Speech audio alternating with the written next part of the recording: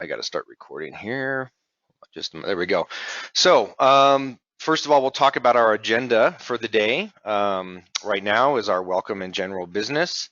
After that, we will hear from our meeting sponsor, Flowcast, for about 10 minutes. And then we'll move into the main presentation, which is revenue recognition. That is, again, presented by Mike Kachline from Vertafore. And after that, we will hear from Casey Johnson about some of the key NetSuite 2020.1 updates.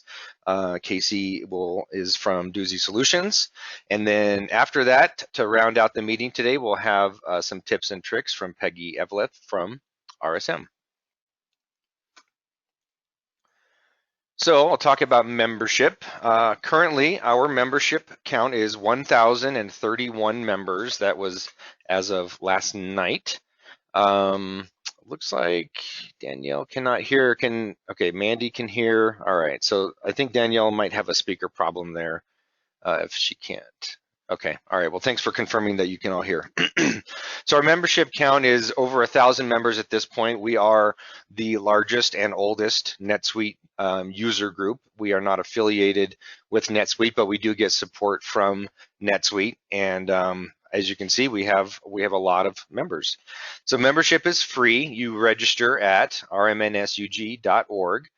When you register, it ensures that you get notification of upcoming meetings and events. It also allows you to attend the meetings remotely, and that applies to our regular in-person meetings. If you want to attend remotely and we are holding an in-person meeting, you do need to be a member to be able to do that. But of course, today everybody's able to attend remotely. Our membership also gives you access to our LinkedIn forum, and I'll talk about that a little bit more in a moment. You get we have a $400 discount to SuiteWorld that's available. We'll talk a little bit more about SuiteWorld here in a minute as well. And also, as a member, you are able to get CPE credits when they're available. So far, every time we've applied for CPE credits for our meetings, we've been approved for them. Today is available for 2 credits. And if you are going to apply for the CPE credits, please make sure that you are a member. If you're not a member, you can go to the website and sign up. It's very easy and it's free.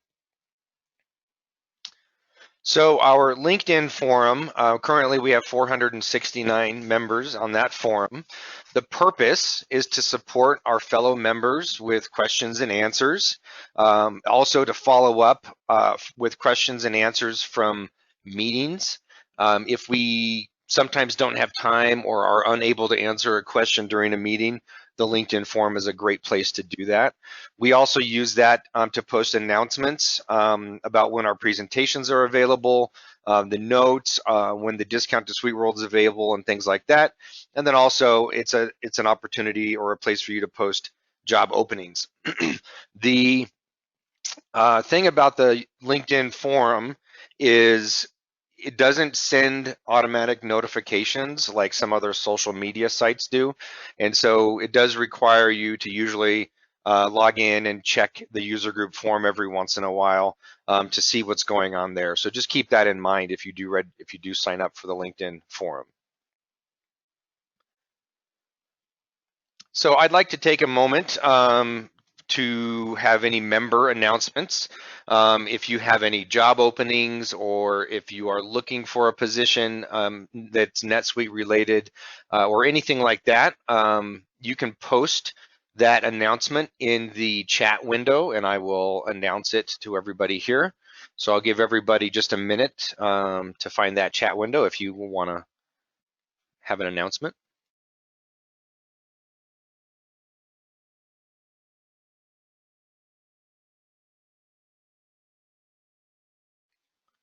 So nobody has posted anything. Oh, okay.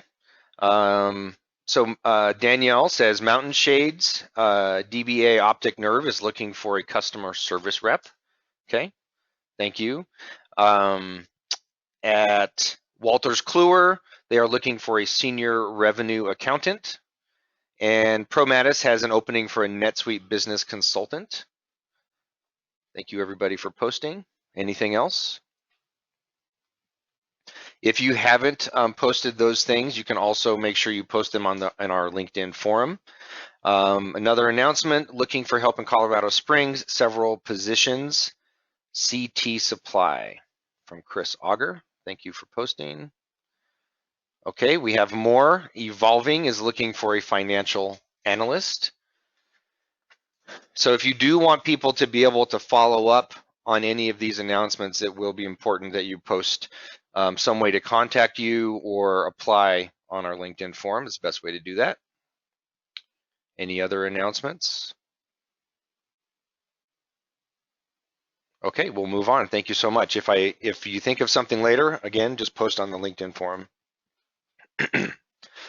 So a couple of reminders. Evaluations will be emailed to you to complete the same day as the meeting. So at some point a little bit later today, you will be emailed a request for evaluation.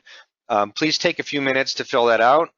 The board of directors we do look at those evaluations and trying to help us improve our meetings and have different ideas for content for future meetings and things like that. Also, please register for events using the same email address as your membership record so you don't end up with two memberships. As the user group board of directors, we have a live NetSuite account that NetSuite provides us to run the user group. And so if you have duplicate customer records, you might get duplicate emails in the system or coming from us. So if you don't want to end up with multiple emails every time, then make sure you use the same email address. I'd like to announce that we are still looking for somebody to help the board of directors as an events chair. We are currently looking for an end user for this position. The reason it needs to be an end user is to balance out the consulting firms versus the end users on the board of directors. So to balance that, we do need an end user to fill that position. The events chair is responsible for managing the group meetings, and that includes ordering breakfast and communicating with the facility that we use to host the meetings and things like that. In addition to being responsible for managing the user group meetings, we do meet every other month for a board meeting. And those are, so basically every month we have a meeting, whether it's a user group meeting or a board meeting. If you are interested in that position, please email prez@rmnsug.org and we can start a conversation. So I would like to talk about CPE credits. If you registered and said that you are interested in CPE credits, you should have received an email with a link to log in or check in for this meeting for the CPE credits. This is just some screenshots of what that will look like. You can do it on your computer or you can do it on your phone as well. We will have a check-in code that Mike will give you at the beginning of the meeting, and then we'll also have a check-out code that you'll have to put in both of those at the beginning and at the end of the meeting. When you are logging in or checking in, you can click on guest/client of Eide Bailly. That's the option to choose, and then you'll put in an email address. From there, let's see, there's one other thing. It says there's a box that you can put a check in, an X in when it asks you for basically your client information. You just put an X in that box. It's very self-explanatory. We haven't had any issues with the CPE credits since we've started using this system. And it's pretty simple. If you have any problems with those, you can email info@rmnsug.org. The certificates will be issued within 15 days after the training. And the CPE credits are sponsored by Eide Bailly. And so that's why you'll see Eide Bailly on the CPE check-in app that we use to check in and check out. Meeting sponsorship. So I'd like to talk a little bit about how we basically how we keep running the user group. So membership to the user group is free. The cost of our meetings is supported by 2 levels of sponsorship, a Suite app and a breakfast sponsor. Suite app sponsors must be available through suiteapp.com. That means that they are verified by NetSuite and they're a valid Suite app. And then breakfast sponsors must offer NetSuite consulting services and have certified NetSuite consultants on staff. And today we do not have a breakfast sponsor, but we will post. We usually have at our in-person meetings also a breakfast sponsor. So you can sign up for either sponsorship type at rmnsug.org/sponsorship. So our upcoming meetings, in May of this year, we have a workflow meeting that is also known as Suite Flow. So those are 2 terms for the same thing. In the production systems, it's workflow, but in some documentation and in the enable features and things like that, NetSuite refers to it as Suite Flow.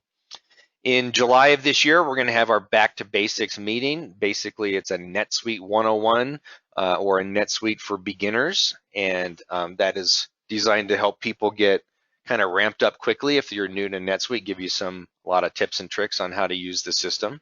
In September is our customization meeting, so we'll talk about customizing fields, records, centers, lists, and tabs.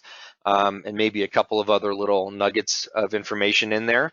And then also 2020.2 updates since, and then our Suite World update since Suite World will be postponed. We'll talk about that here in just a minute.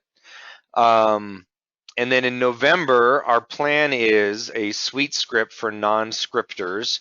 That is a tentative topic, but I think we're gonna try and do that. I don't think we've done that meeting topic before, so that should be interesting. And we have not announced the CPE check-in code yet. It'll be at the beginning of Mike's presentation, Mandy. Okay, so Suite World. If you haven't heard, Suite World has been postponed. It is now scheduled for August 10th through 13th in Las Vegas. It'll be in the same place at the same time of the week, so basically a Monday through Thursday. Margie and I will be present at Suite World. We'll be there to represent the Rocky Mountain NetSuite user group. There is a luncheon for user groups on Wednesday, and basically they have an area where each of the different user groups from around the country have a table, and we can all sit and have lunch and talk about what we've learned so far in the conference, and then also meet people from other user groups from around the country as well. So if you are planning on being at Suite World in August, please put that user group luncheon on your calendar, and we'd love to see you there.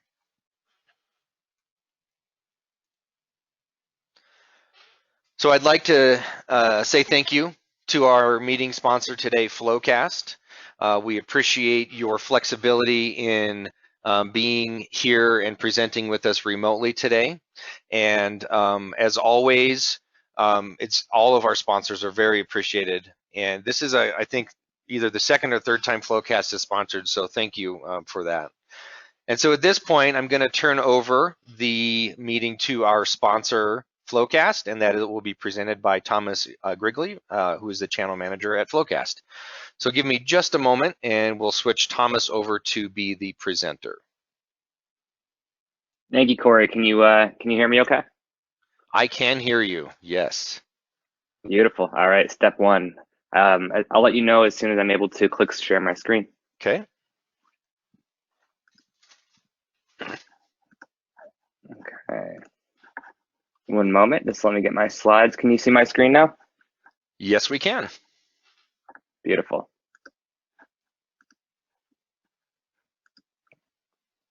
Successful. Now, are you seeing the slide, the opening slide here? Yes, we are. All right. Well, thank you very much, Corey, for bringing us in today to sponsor this group. My name is Thomas Grigley, and as Corey mentioned, the channel manager over at Flowcast. And what that really means is I'm the main point of contact for our partnership with Bailey and other NetSuite solution providers around the country. And so in turn, I end up at a lot of these NetSuite user groups doing presentations and educating the members of how Flowcast is able to help mid-market organizations leveraging NetSuite to reduce the number of days it takes to close the books. And we're doing so really by creating an interactive workflow tool for the month-end close. So I hope this whole idea of interactive workflow tool will be pertinent, especially with everything going on. I know I'm working remotely today. And when it comes to the close, actually Flowcast has been really valuable for the accounting teams we serve. I also have that's joined the meeting, this Mandy Rader. She asked that CPE question earlier because she is a CPA and she happens to be our account executive for Colorado. So she won't be sharing in this conversation, but just wanted to introduce the group to somebody that you might have talked to in the past or might be working with in the future. So my goal with today's presentation is in 10 minutes to give you a basic overview of how Flowcast is actually accomplishing this interactive workflow tool for the month-end close, and in the result, helping shorten the month-end close and helping streamline the audit for the NetSuite accounting teams that we're working with. So what you see in front of you is actually just an architectural diagram of our integration points, right? To kind of set the stage of where Flowcast fits into this picture. And what you see is we have a direct API with NetSuite and a direct API with cloud storage and Excel to act as a bridge, really, that's bringing these systems together, bringing disparate systems together so there's one single place. And this API is actually really simple. This portion of the application is really just pulling in trial balance numbers from Oracle NetSuite in real time so that in one click across all entities, across the entire month-end close, you have up-to-date numbers being pulled in from NetSuite. This really limits the idea of having to have multiple systems open and then having to go back into Excel or into your storage, open up that reconciliation, refresh those ending balances, and figure out which account it's mapping back to. Because on the other side of the equation, we have that API with cloud storage so that we're pulling the ending balances from Excel, mapping them back out to the trial balance in NetSuite, and comparing it to a material threshold that you can set and letting you know, hey, is this still tying out? Is this ready for review? And it becomes a really effective and efficient way to get through the reconciliations and ensure that all your ending balances are tying out as you work through the close, especially if you have a disparate team or people working remotely these days.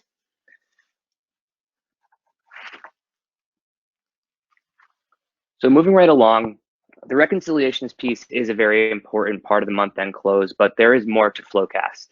I want to draw your eyes to the upper left-hand corner of this slide. Jonathan Hardy has been a client of Flowcast at a few different companies, actually. And he says, Flowcast is a simple yet effective way to ensure that your close deadlines are complete, your balance sheet reconciles, and you have all your support in one place. Now, that trial balance piece, I think it's important. I think all accountants who have to do that process understand it's important. But we look at the close as a process as a whole, having three main components. And first being close procedures, right? Maybe your checklist that's currently in Excel or Google Sheets. Second, again, that reconciliation piece, both the trial balance tie-outs and any clearing of transactions for reconciliations that have a high volume. And then third, centralizing all the supporting documentation. So those sign-offs, those review notes, any PDFs that might act as support to the reconciliation or explanations around flux, and just kind of the why of how things happened. So with Flowcast, what we're doing is really bringing all these components together into the application in a nice, easy to use interface so that the team has one place to go and communicate with each other. And although the reconciliations portion and automating tasks around the reconciliations, I think is really important and tends to be attractive to kind of spark conversations, I really do look at the upgrading of an Excel checklist or a Google Sheet and having a central place for all support as equally as powerful or sometimes more powerful. Because what this does is it really allows accounting teams to not have to have, maybe individual Excel checklists for each team member. It eliminates a controller or a CAO having to email the controller and the accounting manager and then all the staff accountants to collect those checklists or collect those explanations for why this task was done the way it was. And it allows people to have a command center, really, for the month-end close, where they can document their sign-offs, go quickly and understand, okay, where should I be spending my time today? What's late? what's past due, what's ready for review, what's tying out and what isn't. And then as you're completing those reconciliations and life happens, right, and things might not be perfect, the ability to actually document what happened behind the scenes to upgrade maybe a sticky note or an email that you have to file away. And this becomes really important, in my opinion, for two main purposes. One is reviewing in real time. We have a lot of controllers. One from Grubhub, actually, he references Flowcast as being able to take his close from 28 days down to a 5 to 6 day close. And 5 of these days were actually picked up because he got to review in real time. He didn't have to go out and manually collect all that documentation from the team anymore. He was able to begin reviewing on the first day of the close because he had Flowcast filtering, where he should be spending his time. Second, aside from reviewing in real time, I think this is super important functionality for the audit. And because you no longer have to dig around trying to find those PBC lists. You could probably tell that Flowcast was created by former auditors who not lived that problem of trying to collect PBCs on that side of the equation, but also at the mid-market accounting team side of the equation. And with Flowcast, you actually have the ability to give auditors access to the application and have them collect their own PBCs because all the support is in one place now. So to kind of summarize this slide, the core of Flowcast is really centralizing all that workflow, all the reconciliation processes, and all the support that's needed for a nice streamlined process that becomes repeatable. A big focus for us after mastering that portion of the close process was how can we automate more of the work?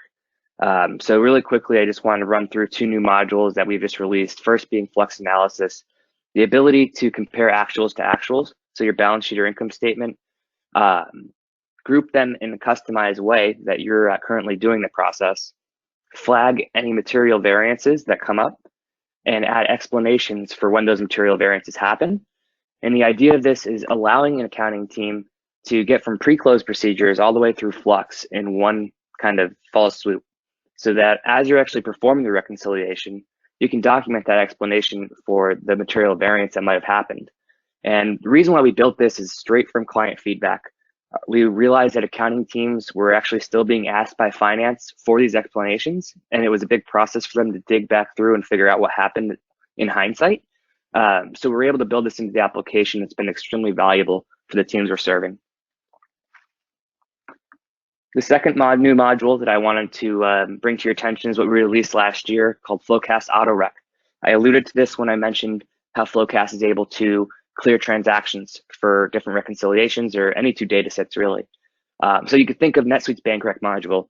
And if NetSuite's BankRec module is working for you and and your integrations are all working well, then phenomenal. We're not trying to encourage you to switch there. But we recognize from our client feedback that there was a lot of other accounts, a lot of other reconciliations that were super time consuming to clear transactions for. So what we did was we built a module where we're able to upload those 2 sets of data and we're able to match those transactions for you. And it's kind of cool because we're not only able to do one-to-one matches, we're able to do one-to-many matches, many-to-one, and many-to-many matches. And it can be for accounts like clearing accounts, credit cards, deferred revenue if that's taking you a while to clear those transactions. Because what we're upgrading here really for most teams is having to copy paste 2 sets of data in Excel. Maybe if you're savvy with Excel and you have some good formulas you want to plug in, maybe you're doing that, but that's not perfect because you can't filter 2 sets of data on an Excel spreadsheet, not easily. So what Flowcast does is it gives you an engine that's going to match a bulk number of those transactions, whether it's hundreds or hundreds of thousands. And then a nice easy use interface so you can filter 2 sets of data and build the match. And because we leverage AI, we'll actually learn more matches in the future to get to a more complete 100% match. And this idea of kind of building new functionality that our clients recommend us to build is really important. Flowcast just received $40 million worth of Series C funding in January, and we're not using that to hire more salespeople on like the revenue production side of the company. All of that money, or a great majority of it, is going straight into product. So we're really excited to see where it goes this year. The last 3 years since I've been working at Flowcast, we went from about 100 clients to over, now we're at close to 900. We should probably surpass that this week. Over 1/3 of these are NetSuite accounting teams.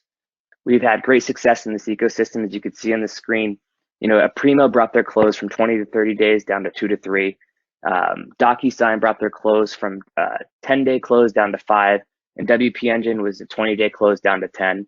I know Mandy was working with CCRM on this slide, who's a Colorado company, and they were able to shave weeks off of their audit. So just a few examples of some of the value that we're bringing to accounting teams. And a big reason is it's only a 2 to 4 week setup. So it could be a quick win where you're using Flowcast for your next close. If there's an initiative to improve that month-end close, an initiative to improve the audit, and have a more kind of flexible accounting team that can adapt to today's changing environment, I really encourage you to reach out to myself. My email is at the bottom of the screen, or Mandy. Her email is just amanda@flowcast.com. And we love to show you kind of just how Flowcast will work for you and help you determine as you're going into this quarter end, whether or not we're going to be able to be a valuable resource for you guys like we have been for hundreds of these other NetSuite teams. Thank you for your time. Corey, I'll hand it back over to you. Great, Thomas, thank you so much. We appreciate you guys being here. I'm going to go ahead and switch the presentation over to our main presenter, Mike. So give us just a moment, please.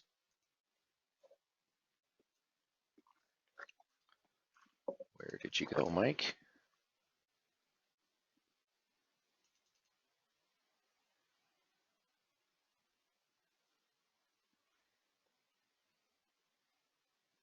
Can you all hear me? This is Mike. Yeah, we can hear you. Oh, Awesome. There's a lot of attendees, I might add. There's a lot of people here. It's a big list, so sorry about that. All right, I think I found you, Mike. All right. I think you'll have to set me to be able to share screen. Yep. Oh, there we go. Done.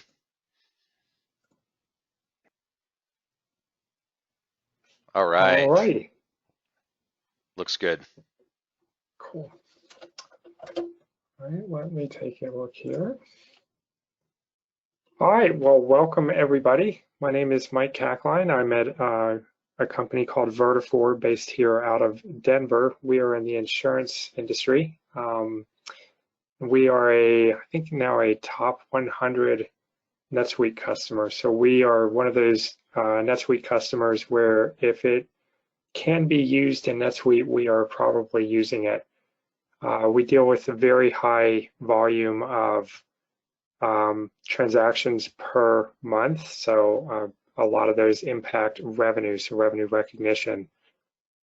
So the kind of the purpose of this meeting is to give us all a introduction to revenue recognition in NetSuite.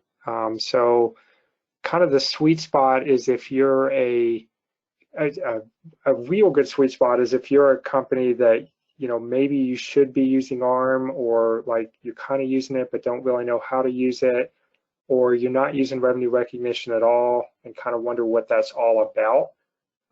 This is going to be super valuable. For those of y'all who are using revenue recognition, there'll be a section in here on using amortization journals. Let me go to my topics here. And that will be super, super valuable as well. It's kind of for everybody, that'll be actually a good topic to follow. All right, and I'll be monitoring the chat window too. So if anybody has any questions, feel free to post them in chat as we go along. All right. So got a question about CPE code. We've not yet shared the CPE code. That's coming. It's coming soon, CPE code. So there will be a CPE code in the beginning, and then there'll be a CPE code near the end of this meeting. And somewhere in the middle, we'll take a maybe 5 or 10 minute break so everybody can take a bio break. All right.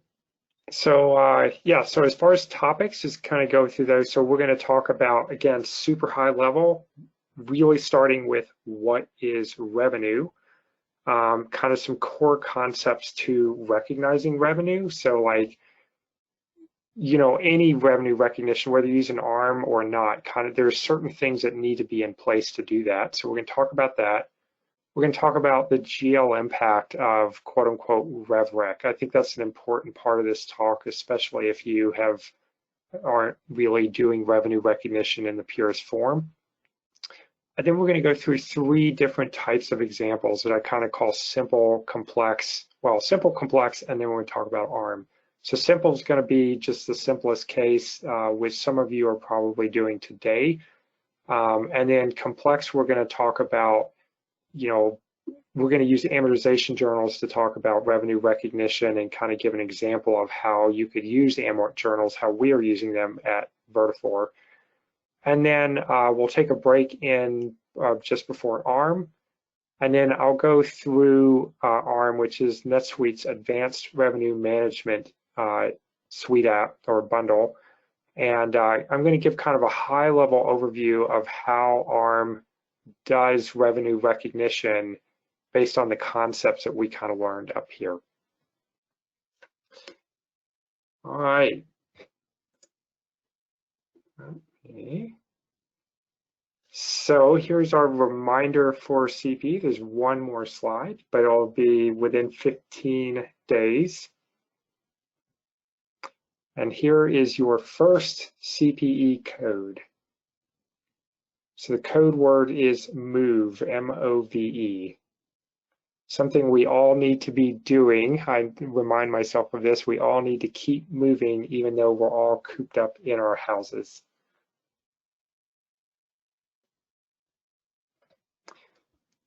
All right, we ready to move on? I'd like to just add real quick, if anybody doesn't have the link through the email that was sent out, please just say so and I'll find that link and put it in the chat window.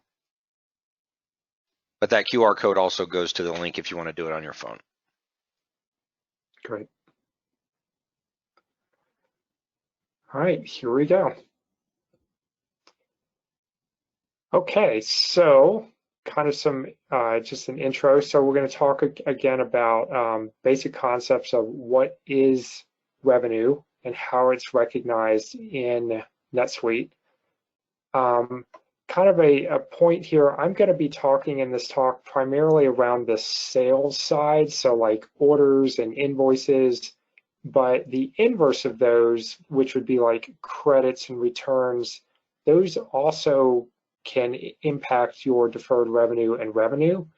But I think there's one example where you show credit memo, but I'm not going to talk about those as well. So I guess for the audience here, think of these as this talk as covering all things revenue. So that would be both where revenue comes in and revenue goes out. The concepts are still the same. I am not going to delve into the deeper concepts like VSOE and ASC 606. So I'm sorry if you have questions on that. Definitely post on the LinkedIn forum. There are people in our group that are more savvy at those topics than I am. All right, what is revenue? Let's start there. So revenue is the amount that the seller of something states on their income statement as income once the seller has delivered and the buyer has provided a commitment to pay. So I'll kind of let that sink in a little bit. So notice the word cash isn't there or invoice. So as a seller, you have to actually deliver something, a service or a product. And as the buyer, they have to provide some kind of commitment that they will pay you. And once that happens for the seller on your income statement, you can actually claim that you have made revenue. So this is very interesting, and we'll go into that a little more detail. So some simple cases of revenue, typically you'd see this in cash-based accounting. So you'd like cash and carry is the simplest case, right? And we'll talk about that a little bit more detail coming up. But cash and carry is, what we could all imagine like a restaurant or something like that. the seller has delivered, food, and you as the buyer, you actually delivered cash. So not only did you commit to pay, but you paid. Another that could be a simple case considered here is if you had a monthly subscription. So you offered a monthly subscription and your customers paid monthly. So, a classic example would be you pay at the beginning of the month and you get a service for that month, like your power bill, for instance. That would be kind of a more simple case for revenue. Service delivery milestones, so service being like professional services, could be, this gets really vague in whether services are simple or not, and there's a lot of gray in revenue, but there are cases where service could be considered simple. On kind of more advanced cases, and this is the one we'll cover, is the monthly subscription paid annually. So this, we all deal with this. This is where, like, at the beginning of the year, you pay some dollar amount, and that will give you a subscription to a service for the next 12 months. So, in that case, as the seller, you have delivered and are delivering a service every month. And as a buyer, you've actually committed, or in many cases, you've already paid for that.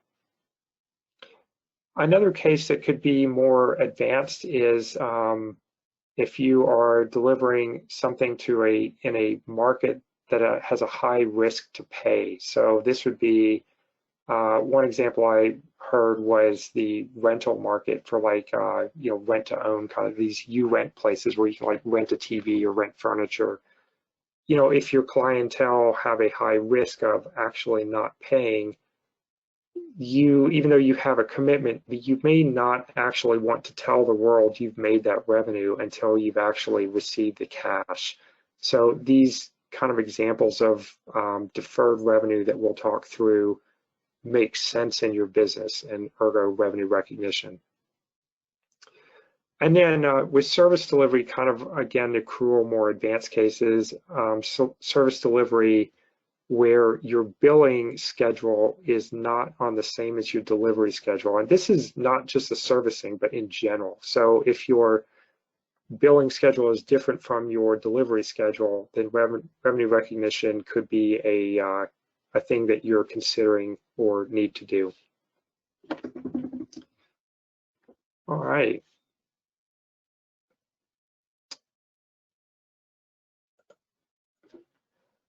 Okay, so kind of along the themes earlier, so if you've not done revenue recognition or ARM or anything like that, you're kind of in the cash world, these things could twist your mind a little bit. So I call this slide breaking the rules.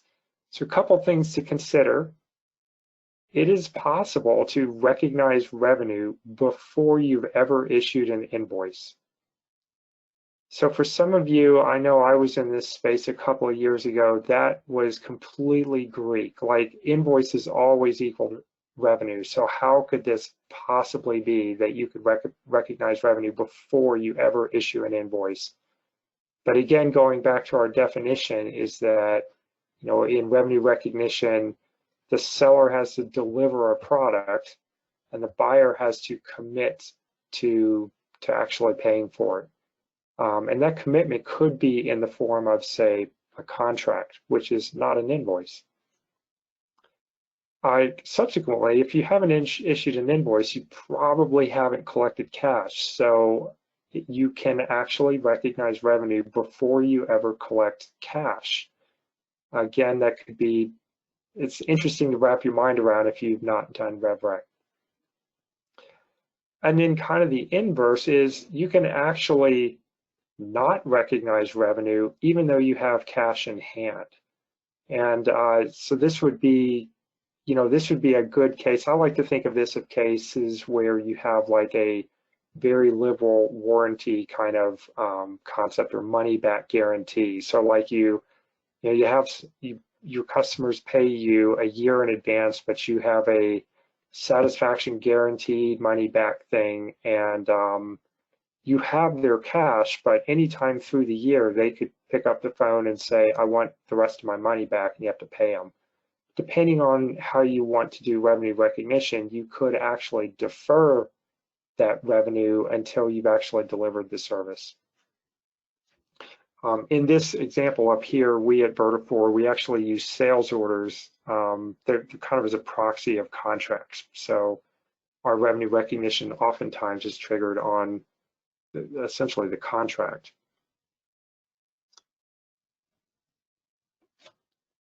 Okay, so some core concepts to revenue recognition, whether we're talking simple or complex, these are the things that you typically find are needed all the time to recognize revenue. So the first thing you need is a event, some event to occur which will trigger recognition to start. So this is you think about cash and carry, the event is you have food in your hands. But for the more complex cases, you deliver a service and they paid in advance, but you delivered a service. That event might be the actual delivery of the service, like milestones, for instance, with professional services.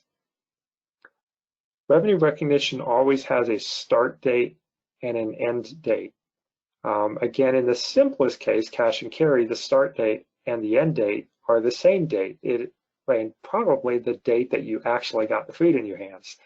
But in a more complex case, the start date and end date is usually a range. So like with an annual subscription, it might be January 1st to December 31st. It's basically when the time frame across which you are rendering your service.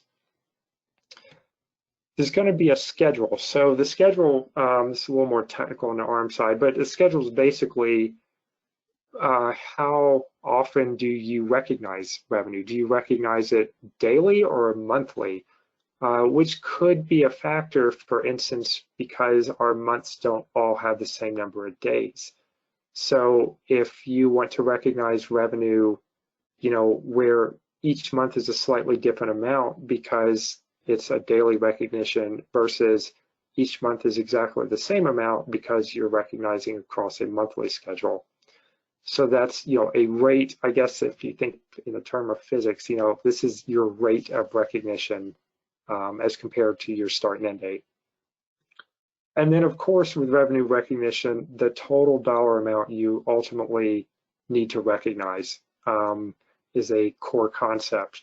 Ultimately, this is how much is going to show up on your income statement from this time to that time across, this schedule.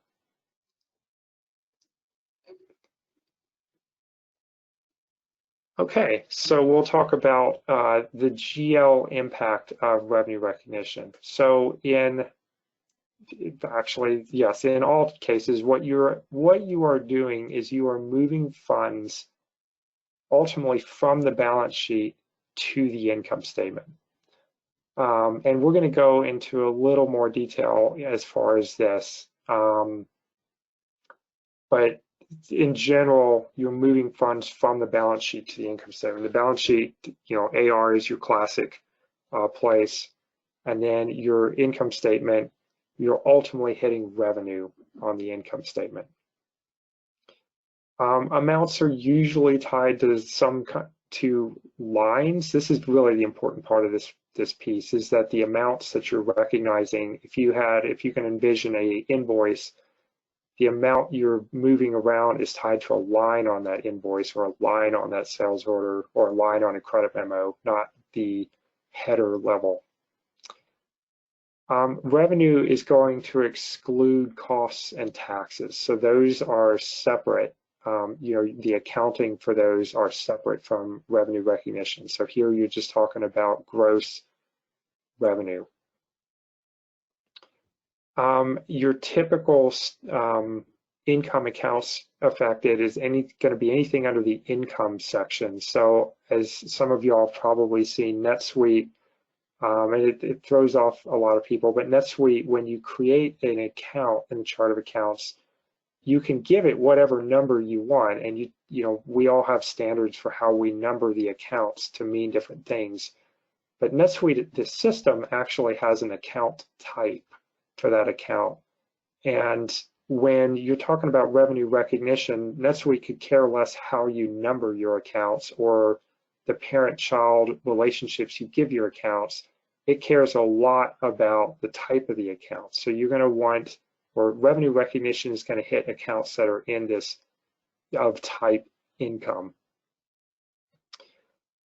And then the balance sheet accounts are typically affected for revenue recognition. For the advanced cases, we're going to see revenue recognition impacting accounts of type deferred revenue. So those are going to be on your liability section in the balance sheet. There's also an account called unbilled receivables. I'll see if I can cover that a little bit later as well. And then for the simple revenue recognition, you're going to be up in the accounts receivable section.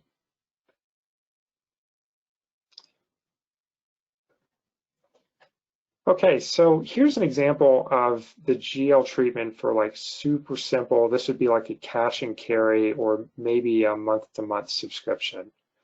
So you would, if you were to look at the invoice, say for cash and carry, you would see something like this. This actually example came from when we used to charge members for NetSuite User Group. Now, fortunately, we have great sponsors like Flowcast to help us do these meetings.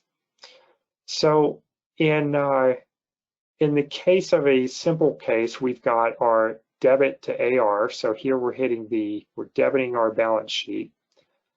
And then we credit revenue. So membership sales in this case is a revenue account. So that's pretty much it. So this is a super simple revenue recognition. You're moving from the balance sheet to the income statement in one fell swoop. And then the payment side, the cash side, you know, you're debiting your bank. In this case, it's on deposit funds, but this could be a bank, and then crediting AR. So you're getting, you know, the AR off the balance sheet, but you've already credited your income statement. So this is like our simplest case. Notice that we have AR involved. So AR hits the balance sheet up here on your invoice and then goes away from the balance sheet on your payment. And your revenue hits right here on the invoice. That's pretty, you know, pretty simple. This is your simplest example. So accrual based or rev rec based gets a little more, there's another step in between it. So you still have an invoice. And in this example, you still have a payment, which hopefully in all of our examples, we still have a payment. But for revenue recognition, we're going to have this third step. In this case, we're using ARM. So you have a revenue journal. So in the case of the invoice, you're still going to debit AR. But instead of crediting revenue, you're crediting deferred revenue. So again, deferred revenue on your GL is going to be a liability. So really what you're telling the world when you think about this is you're saying, you know, somebody owes me, but I'm going to treat that as a liability. Like I might have to give that back. This is not real. This is, yeah, quite that, a liability. It's not money that I can claim that I have yet, even though I should have it. Interesting to note here on this example, I had mentioned about costs are excluded. So in this case, our debit to AR is $131, but our credit to deferred revenue is $125. And the difference of these two is going to credit to accrued expenses, in this case, taxes.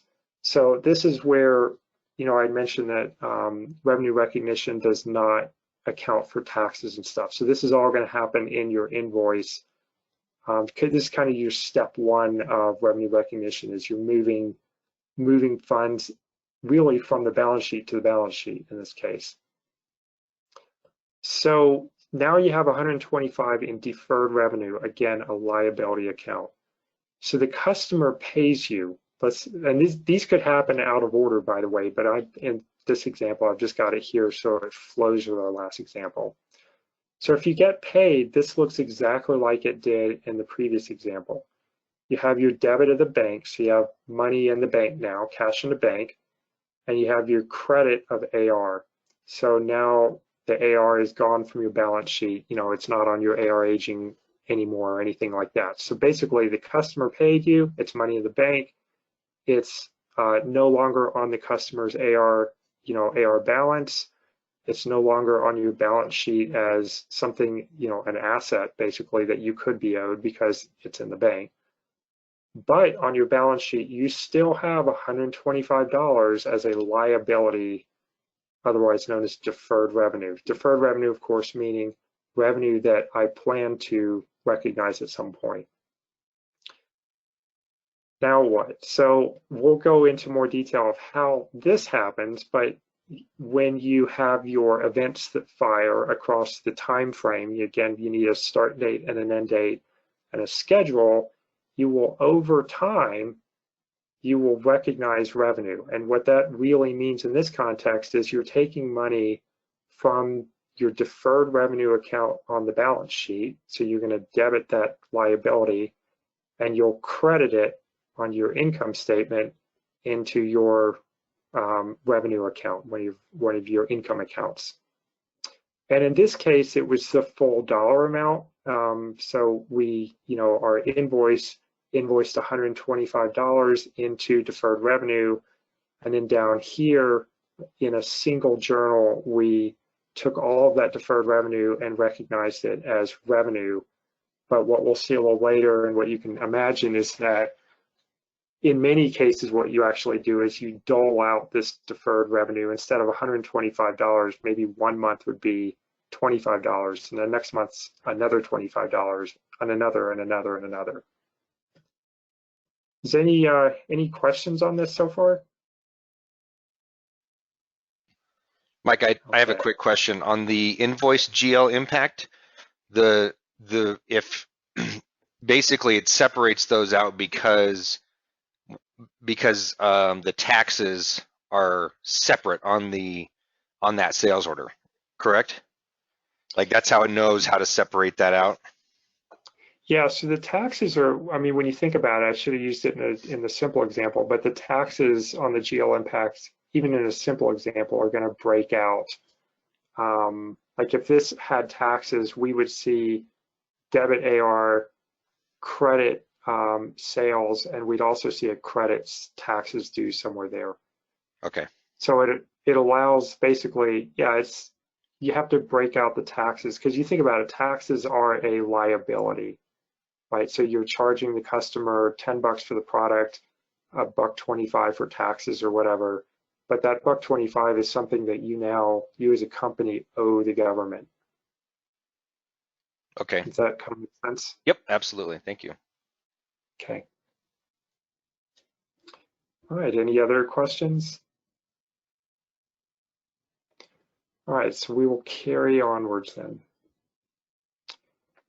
Okay, so I'm going to go through kind of a simple revenue kind of walkthrough here. So again, we talked about this a little bit, but super simple case would be you sell a widget or sell some food. You go into Starbucks or something, which we're all going to do at some point in the near future, and we're all going to love it.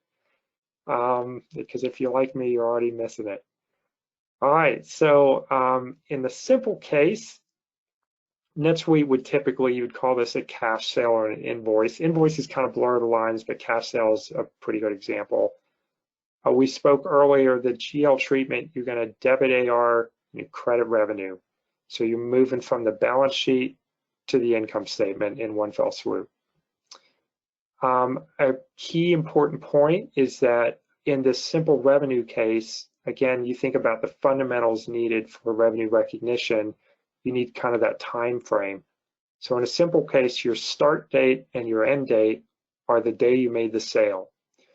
And the posting of, when you post to your income statement is going to be the posting period of your invoice or cash sale, which is typically also the same day you made the sale. I know this probably sounds super simple, but it's important to emphasize when we get into more complex, and I would like for y'all to all understand kind of how this works, because when you understand the fundamental concepts of how the revenue flows across time and events, it really helps clarify when you're dealing with your business of how we should do things. Okay, so you recognize revenue, the start date and end date's the same period with the same day, and the period would be the period of your cash sale, so your income statement would have revenue recognized on the posting period of the cash sale or invoice. Again, important to note that the accounts that you post to are determined on a line item level. So I'm going to go back to here and even to here. In both of these examples I had, these invoices had only one line item on them.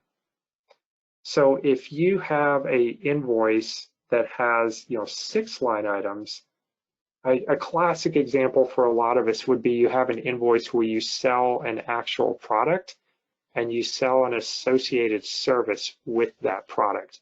And you would often want to recognize the revenue for the service into a different income account than the revenue you're recognizing for the product. So on your GL impact, you would actually see a debit of AR for some, a single debit AR, and you see multiple credits to deferred revenue.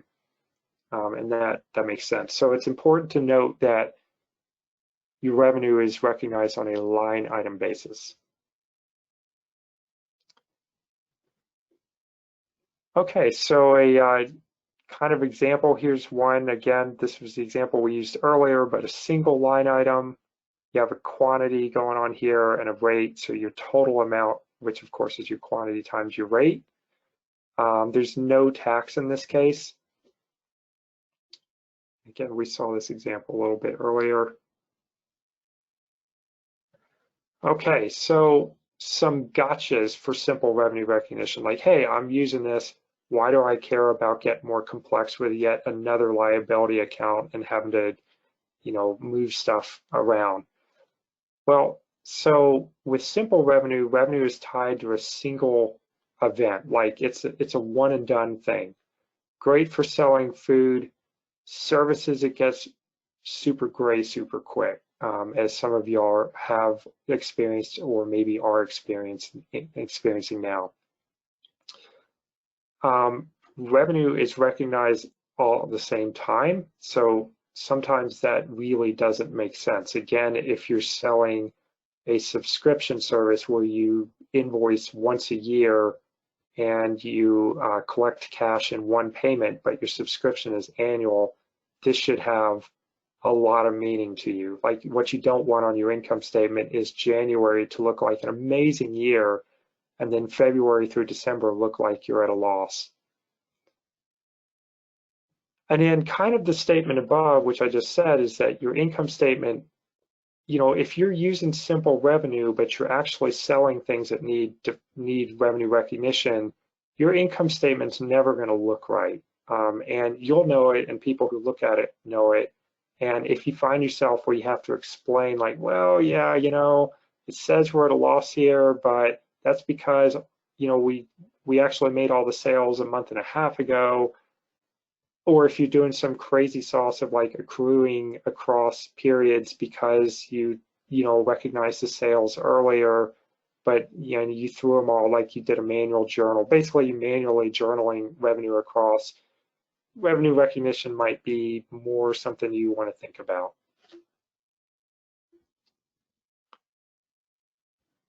Okay, so we'll talk about get a little more complex. So I'm going to talk in the context of amortization journals. So I say that because ARM, which we'll talk about a little bit later, is something you have to pay for. So I recognize that many of you or some of you are not using ARM and may be curious as to whether you need to use ARM. So amortization journals, and somebody hopefully can chime in here. I don't think you have to pay for this as an add-on. But if somebody could add in the chat window whether you do or not, that'd be good to know. This is something you have to turn on in your account, but I don't think it's something you have to pay extra for.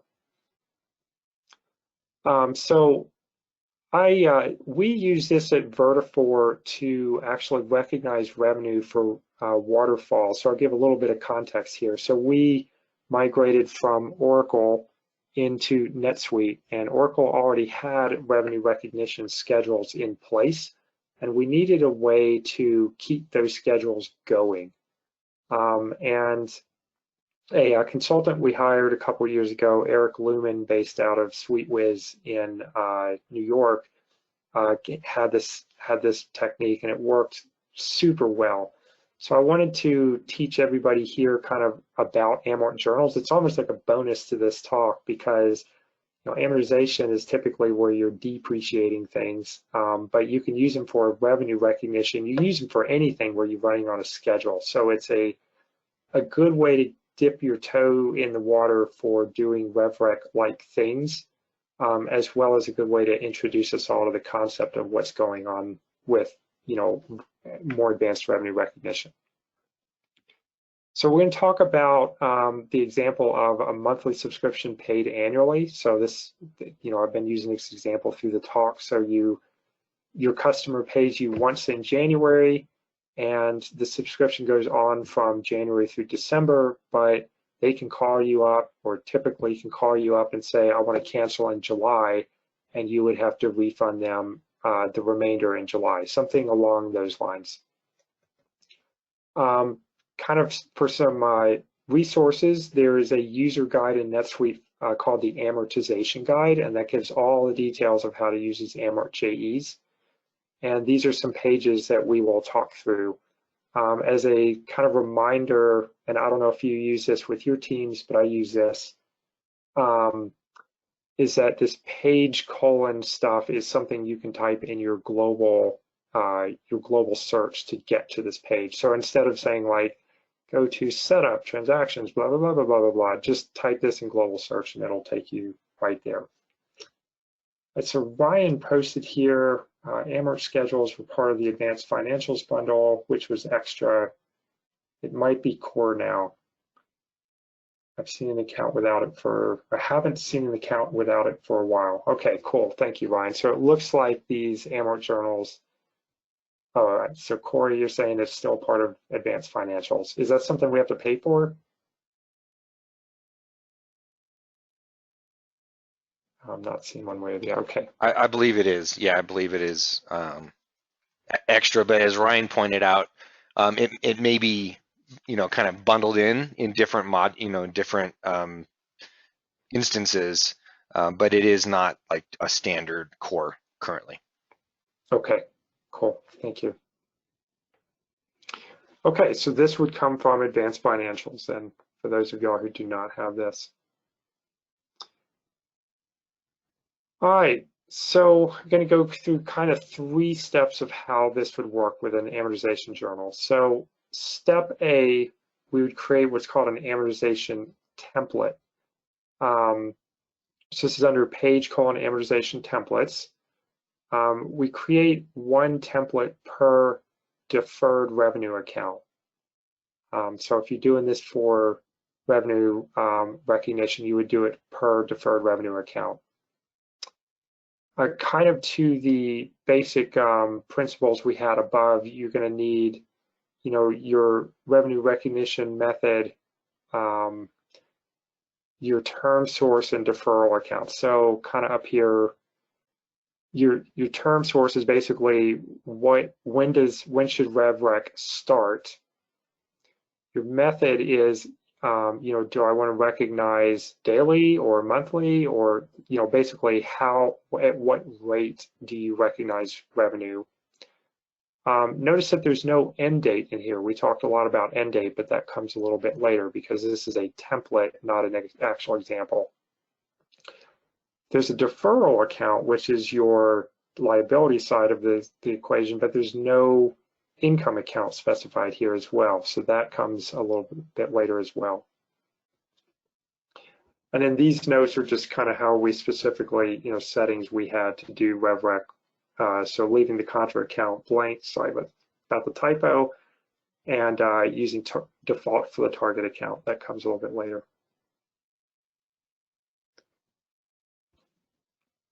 So the next step is to actually create the amortization journals. So the first step was we were creating a template in NetSuite. In this case, as you see the screenshot, this is Excel. So many of you probably create journal entries in NetSuite via CSV imports. This is very much the same. So you're creating a journal entry through a CSV import, but there's actually a couple of little subtle differences. So you're going to debit deferred revenue. So this assumes, this is kind of one of the downsides of this, is assumes you already have the deferred revenue in place, typically through like invoices, or in the case with us, it was a journal of deferred revenue in. So your journal here would debit deferred, so you're taking out a deferred and crediting revenue, and you want to put the full dollar amount. This is a little confusing, but you'll have to work through me here. You then say, here's the start date and the end date. So you want the dates across which you want revenue to be recognized. So here you're saying go from this deferred to this credit for this total dollar amount. And here for this start date and end date, you're saying, I want that revenue to be recognized from this day to that day. Then you also specify your amortization template number, but only on the credit revenue line, only on the revenue line, which is here, if I'm not mistaken. I've got this go to meeting window in my way, I'm sorry. So with these pieces of information, you think about it, what you're telling NetSuite is, I want this amount of money to go to this revenue account between this date and that date using this schedule. And this schedule actually told me, which deferral account it should come from and how it will recognize, and that it should start when the journal starts, basically. So this is, again, and I can put these slides online for those of y'all who are interested in doing this, after this talk, because it's a little bit technical, but it's worth a treat. So, but it also has the fundamental principles of RevRec. We've got the start date, the end date, the trigger event, which is the actual JE, and we'll see actually there's triggers that we have a little bit later, and you're moving from your balance sheet to your income statement. Again, this assumes that your deferred revenue has already been booked. That's really important. NetSuite will let you debit from your deferred revenue if it's not there. That's something that we kind of learned the hard way. So you've got to make sure that you take the other side of this equation into account. It's one of the things that ARM helps a lot with. These journals, actually, when you look at it at face value, well, actually what you see a little bit later is that the GL impact of the amortization journal, this one that you're creating, becomes a net zero. Probably one of the more confusing parts of this. So what it'll show is that you're debiting and crediting deferred revenue for the same amount. And what this ultimately creates are records called amortization schedules in NetSuite. So I know for those of y'all who have not used these amort journals, this is probably somewhat confusing, but also just be aware that this is a great way to do like waterfalls. So again, where you want to recognize revenue across some period of time, where you just set it all up once. I almost think of it as a memorized journal. Not quite, but you can almost think of it that way. So step one in the Amort journals, again, you would create the template. You only have to do this once. You can reuse the templates over and over. Step two is you create your CSV import to import your amortization journal, which is a net $0 journal. And then you use your normal CSV import mechanism to import that. And then step 3, you what's called run your amortization journal. So this is what you would do. This is the page called create amortization journals. You would probably run this monthly as part of month end. And what this does is it takes your amortization journal that you created up here and it creates new additional journals that actually have a positive impact on your GL. So whereas this journal, and I got a screenshot a little bit later, this one's a net zero. It shows debit, credit, it's net zero on your books. But this one also has your total dollar amounts. In step C, when you run your amort journals, this is where NetSuite does the math and says, okay, you wanted to recognize revenue between date X and date Y from DR account whatever, A to revenue account B on a daily basis or a monthly basis or whatever, straight line. It does all the math and it creates you a new journal that says, cool, for that, $1,200 that you wanted to recognize in full across the month, this month, I'm going to make a journal to recognize $100. And then, of course, that would leave you with new journals that just have like $100 debit and credit in it. Let's see, Janice has a question. Is the amort journal used instead of the schedule revenue recognition JE? So those schedule revenue recognition JE, I believe, is going to be part of ARM. I might be wrong. Somebody else can chat in there. So amort journals are really used. They were intended to use for like amortizations, which are going to be more like depreciations, but you can use them for revenue recognition. There any other questions so far? Yes, that is an ARM posting JE. Oh, okay. All right, so folks are talking about it. Okay, I'll move on here. So some thoughts on the amortization JE that we talked about above. So sorry if this is kind of small for y'all, but this is a great example where amort JEs look really confusing. So this is what one of these would look like after you import the CSV that I showed above. What's really confusing is in your CSV, you clearly put in, a debit and a credit against DR and revenue, but when you view one of these journals, what you're going to see is credit deferred revenue, debit deferred revenue for the same dollar amount, and no real mention of the income account. So it looks really weird. That's okay. But it's when you're dealing with your cohorts and stuff, it's like, how did that happen? That's an amort journal for you. So that's one of the downsides of the amort journals is they don't look right. Another downside, I say here, they're not really ideal for sale revenue. So in the context of revenue recognition, if you have a lot of sales that you do and you want to recognize revenue, you would have to create one of these amort journals for basically every single sale you make. And obviously that would be labor intensive to do that through CSV. It would be, coding intensive if you did a script to do it, but you could. So this is really not ideal if you want to run your business off of it, or I wouldn't really recommend it.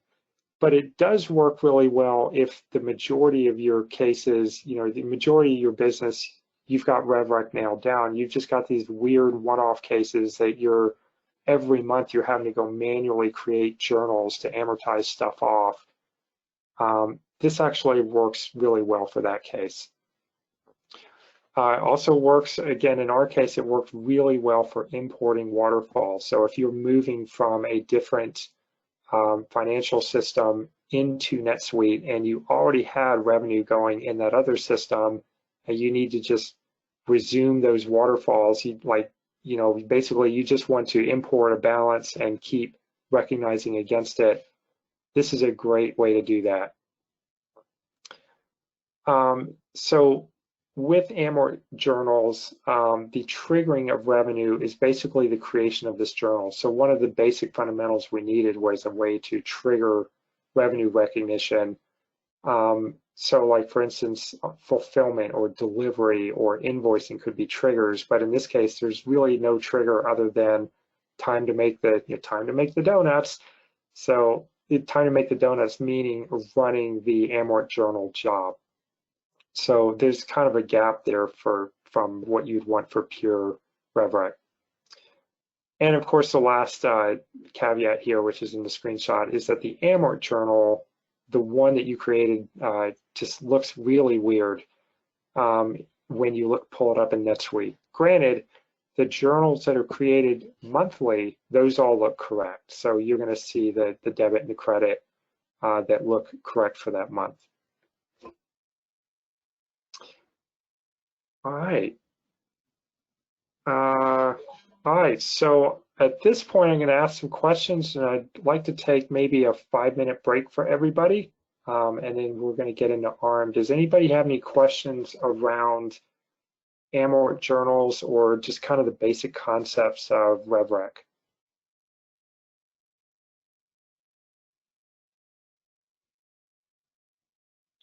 All right, so I'm not seeing anything posted. So let's take a, let's see, I show it's 9:50 here. So maybe let's resume at, I don't know, Corey, should we do 9:55 or Let's 10? let's Maybe. do a 10-minute break. Yeah, we'll come Okay. back. We'll come back in 10 minutes at 10 o'clock on the dot. All right, sounds good. Perfect. All right, thanks all. All right, all. Put on the chat there. Cool, so hopefully everybody else grabbed some coffee or tea and maybe got up and stretched a little bit. So the next part of this talk, we kind of, to recap the previous part, we talked about why would you have revenue recognition? What is revenue recognition? So, it's a real key point there of, as a seller, you have rendered a service, and as a buyer, you've given some kind of promise to pay. So cash hasn't taken place, invoices haven't been issued, but an actual service has been rendered. It's really kind of important kind of framework. So we talked about the framework, we talked about some of the fundamentals you need for revenue recognition. So you need like a date range, like a start date, an end date, a schedule which you'd go across, a dollar amount, a income account that you ultimately want to recognize to. With the advanced revenue recognition, you need this thing called a deferred revenue account, a liability account on your books that your AR eventually transfers into, and then that eventually goes into your income statement. We talked about some simple examples, so that would be the, like just a cash sale, and we saw how revenue would go straight from your balance sheet to your income statement, so straight from AR to revenue. And then we used amortization journals to give an example of how you would see a more advanced revenue recognition transfer funds, where your funds would go from AR to deferred revenue, and then across a schedule, your funds would go from deferred revenue into revenue. And again, the Amort JEs are kind of a nice, like, I don't want to pay for ARM, but I need something to kind of automate this process for me way of doing it. Even though I don't know if you had a high volume of those types of sales, I really wouldn't recommend Amort JEs for that, because it would get unwieldy. So where we are at this point of the talk is I'm going to give kind of a high-level overview of ARM. So this is NetSuite's Advanced Revenue Management Bundle, and it is this bundle will cover revenue from the simplest case to like super duper complex cases that are beyond the scope of what I know even. So ARM is, if you find yourself struggling with revenue, or if you're in this call kind of wondering, what is this ARM thing? Maybe you're your NetSuite rep's telling you that you need ARM, but you'd kind of like to look at it and get an idea of how is it used and what does it do. The hopes in this part of the talk is to help give you some clarity there. All right, so kind of an intro. This is a NetSuite authored bundle. It's been around for quite some time. I'm sure some others on this chat will know how long it's been around, but it's been around for years. It definitely works with simple and complex cases, like really complex cases if you need. It integrates really well with other NetSuite bundles, so like advanced billing and SRP being two examples. Other things, we actually use Zone Advanced Billing, so it works with that as well. ARM is scalable, so it uses processors that are aside or outside of, or from everything I could tell, it uses processors that are outside of your what do they call it, suite, whatever, your processors that you use for processing. So we definitely test ARM as far as scalability in our business, and it does handle the load. We've had some issues, but generally those have been one-off cases. ARM, one thing you definitely see when NetSuite and ARM is NetSuite has definitely a focus on ASC 606 compliance. So if you are in this world of, we need to become 606 compliance, it's really clear when you read through NetSuite's documentation that they are focused on, maintaining and becoming 606 compliant through ARM. So that's a great tool if you want to be in that space or need to be in that space. And the name of ARM, the first word is Advanced Revenue Management, just kind of a tongue-in-cheek here, emphasis on advanced. So ARM is not a simple tool.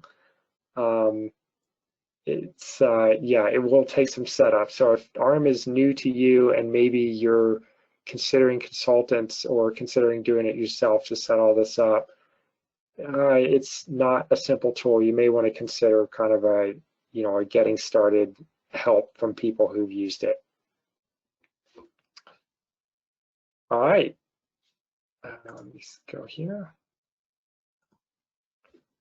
Okay, so some basic concepts. So again, the goal here is to show us all a high-level flyover of ARM and how it does revenue recognition. Like I showed with Amortization, how you could do RevRec with that. But what I want to show everybody here is how ARM basically does RevRec. And my hopes are you can kind of connect the dots and be like, oh, okay, that kind of makes sense. So how does it work? From a high level, you have set up on your item records. So your item records, of course, are the things that you sell or the services you sell. So you would set this up one time. You have your, what NetSuite calls your source transactions. So these are your sales orders, your invoices, your credit memos, things like that. So these are transactions. ARM introduces these concepts, which we're going to walk through in this talk. So there's something called a revenue arrangement. There's something called a revenue element, a revenue plan, and then a revenue journal. And I specifically put these in these orders because this is how things flow down. So this is your most generic of things, and this is your most detailed. So we're going to walk through each of these things, and I'm going to hopefully connect the dots for you on how this is pertinent to revenue recognition and how all the pieces fit together. So starting, we've got the item record set up. So if you have ARM, you're going to find on your item record that there's a new little subtab here called revenue recognition. And in there, you'll see, a couple of things. Some of these we've talked about already. So you have your revenue recognition rule. So this is basically when can I start revenue recognition, or what schedule do I run revenue recognition, I'm sorry. you're going to have your create revenue plans on, which is over here. I've got to move this out of the way again. So this we'll talk about a little bit later, but this is your triggering event. So I haven't talked too much about that yet, but it's worth talking about, which is you have these events. Fulfillment is a great example. So if y'all can imagine with me that you have, some of you are probably in this scenario where you sell something, a customer orders something from you, and maybe you need to, like construction could be a good example of this, like where you need to invoice them ahead of time, but then you actually deliver whatever it is after you invoice them, because maybe they have to pay you half ahead of time or something like that.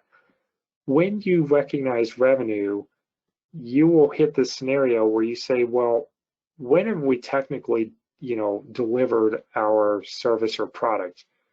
And one answer could very easily be, well, it's when we actually fulfilled the thing. We created an item fulfillment record in NetSuite.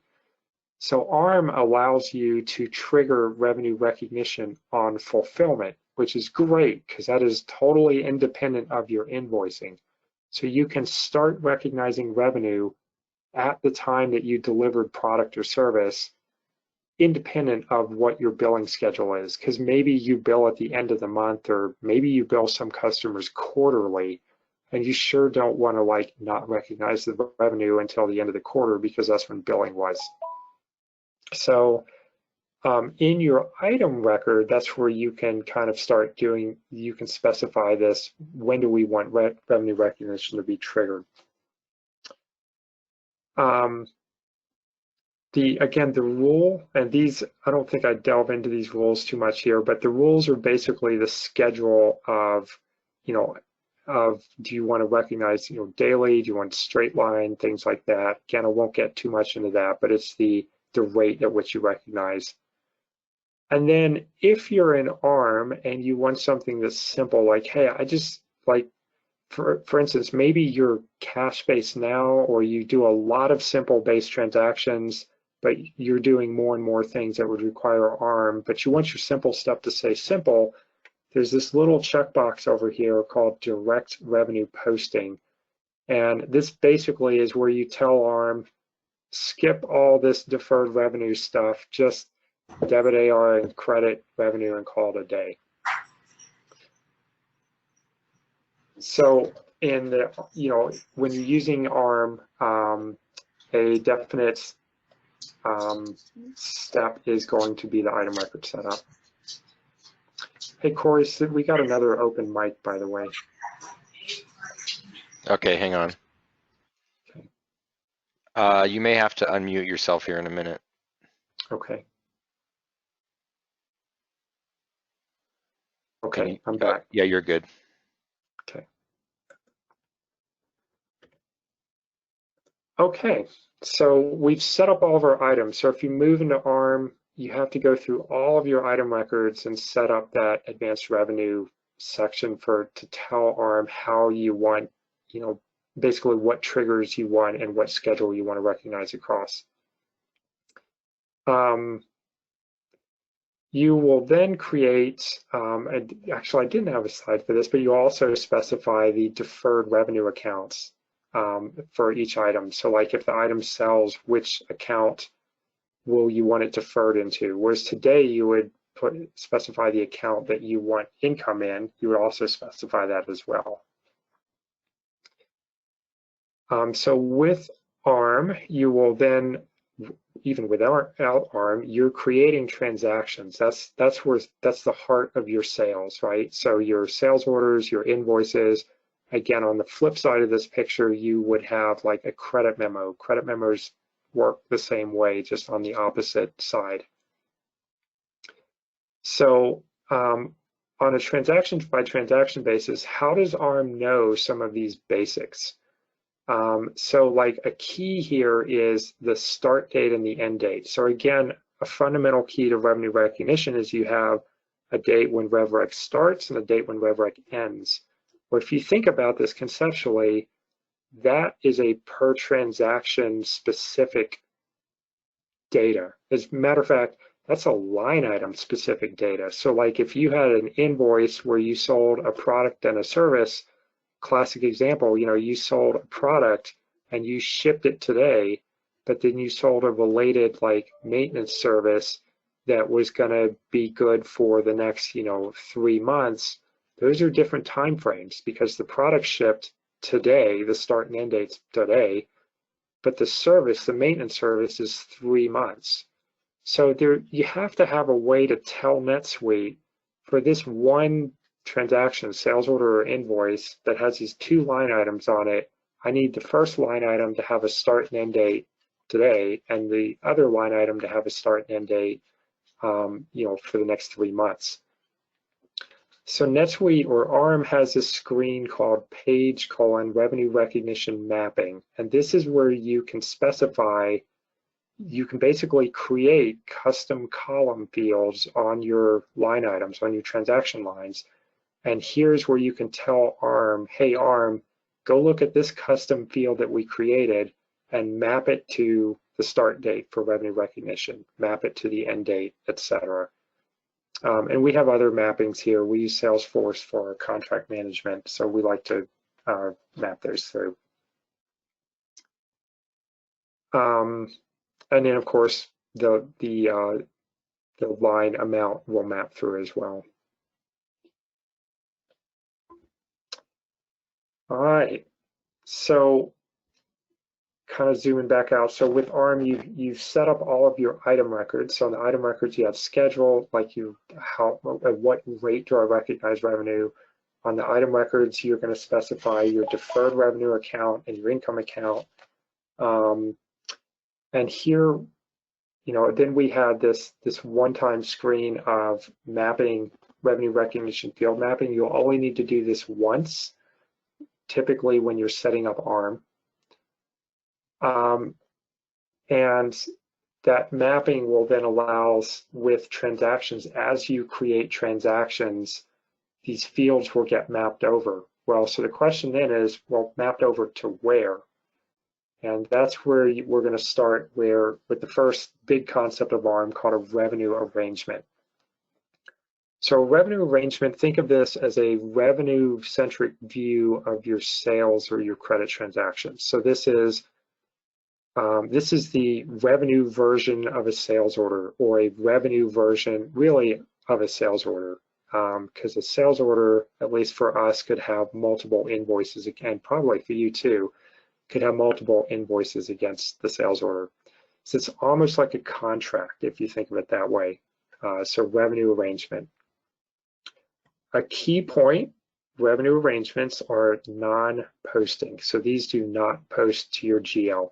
You're going to see a lot of quantities and amounts and dates and all kinds of stuff in there, non-posting. These do not impact your GL at all.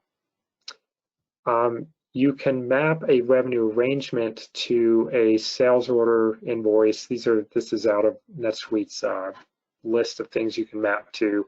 We at Vertafore traditionally or typically map to the sales order and or the credit memo. So the sales, and sometimes invoices too. So if you do one-off invoices, NetSuite will map a revenue arrangement to the invoice, but we typically map ours to sales orders. Revenue arrangements will contain one or more revenue elements. We're going to talk about those shortly, but that's down in this little tab here called revenue elements. And interesting or technical note is that if you want to find your revenue arrangements, you would search them through a transaction search. Interestingly enough, all the rest of the ARM artifacts are not found through a transaction search. So this is the one that you find through transaction search. All right. So again, a revenue arrangement, which represents, think of it as representing a revenue-centric view of your contract. It's non-posting. It contains one or more revenue elements. So think about a revenue element as a revenue-centric view of the specific line on your transaction. In fact, ARM maps these elements to lines of your transaction. So again, it's kind of the key is revenue-centric view. So the things you see in a revenue element record all pertain to revenue recognition in some form. So an element is also non-posting on the GL, so these do not impact your GL. Again, it's one revenue element per line on your transaction. This will specify your trigger and your schedule. So if you kind of look, we have an example up here. We'll walk through this a little bit here. It also specifies your total revenue. And then there's there's a little more advanced stuff. So the revenue elements all have a number to them. So that's like the ID that you'd represent it.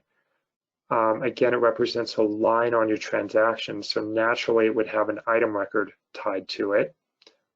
The source is the transaction that this line is coming from, which kind of makes sense. You have your quantities, your exchange rates and dollar amounts, basically.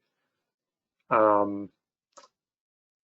see, so trying to think if there's anything else here worth mentioning. Your total revenue amount, how you're going to be triggering this line item, because again, a line item on a transaction still has a start date and an end date and a trigger and all that. So the element is what kind of defines that. Your rule, which is basically your rate of recognition, your actual start date and end date. So these came from the mappings that we talked about a little bit earlier. We had that mapping screen, and then every one of your transactions that you create, your transaction has to have a start date and an end date in the transaction when you create it. And those will get mapped directly to this element here.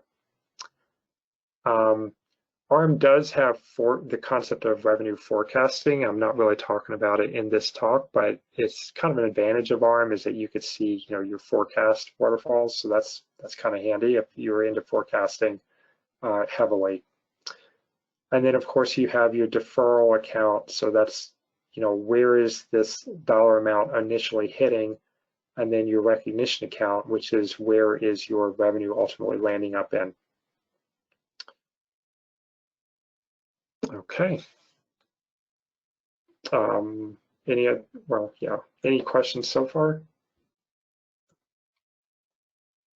Okay, I'll keep going here. So a revenue element, this is where it gets a little bit fuzzy, so work with me here.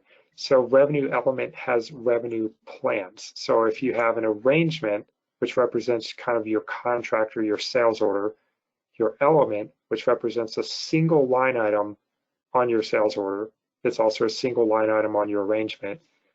Think of your plan, it kind of maps to a specific instance where ARM wants to recognize revenue. So your element, again, represents a span of time, a period of time, but each instance where you actually recognized revenue in that period of time is going to be a revenue recognition plan. So these are, again, non-posting, so these do not impact your GL.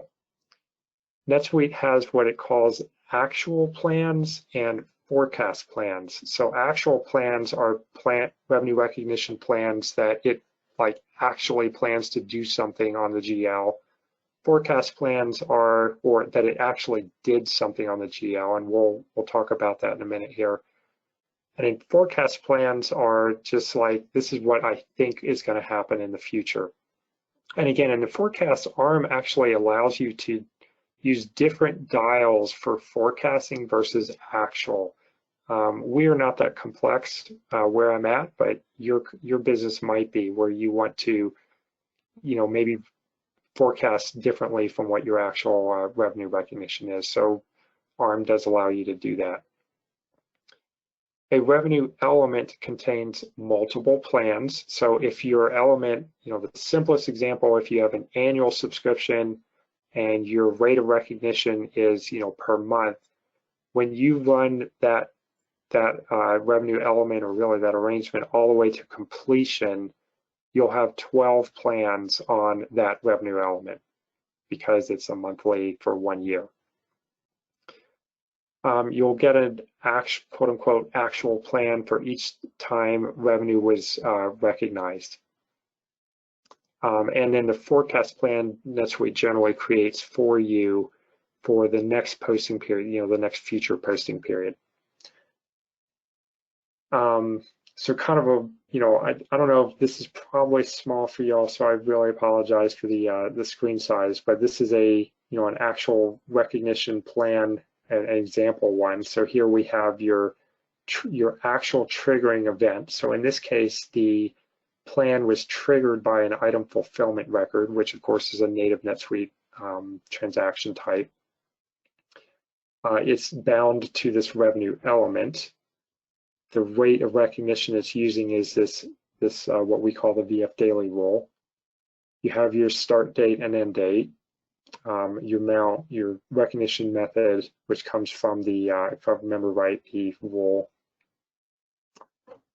Let me see if there's anything else worth noting here. Your item record, your status is a big deal. So is this plan, like, where are we with this thing?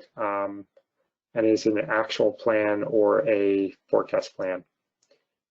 So then plans have what's really interesting about them is they have this, and I don't know, hopefully somebody can post here what these are actually called, but they're this sub piece of a plan where you see, this is like really important, you see the actual events where this plan recognized. So here we see in October, November, December, January, actual dollar amounts and journals which those dollar amounts were actually recognized and posted, and then what deferred revenue account the money came from and which income account it moved to, and the date the revenue actually recognized. All of this is under this plan, this actual plan.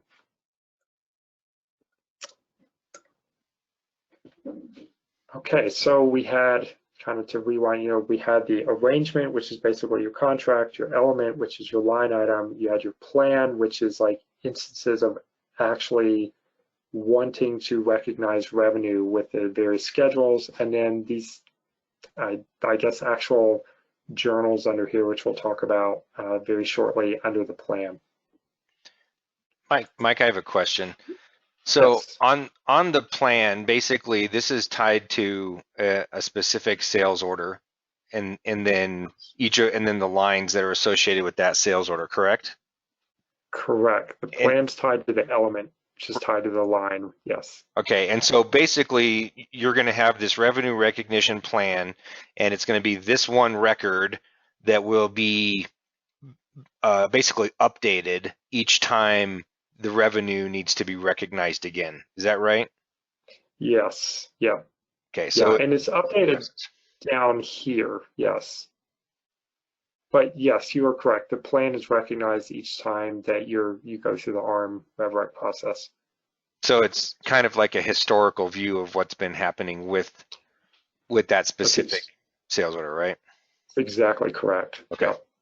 Again, a revenue-centric view, and again, non-posting.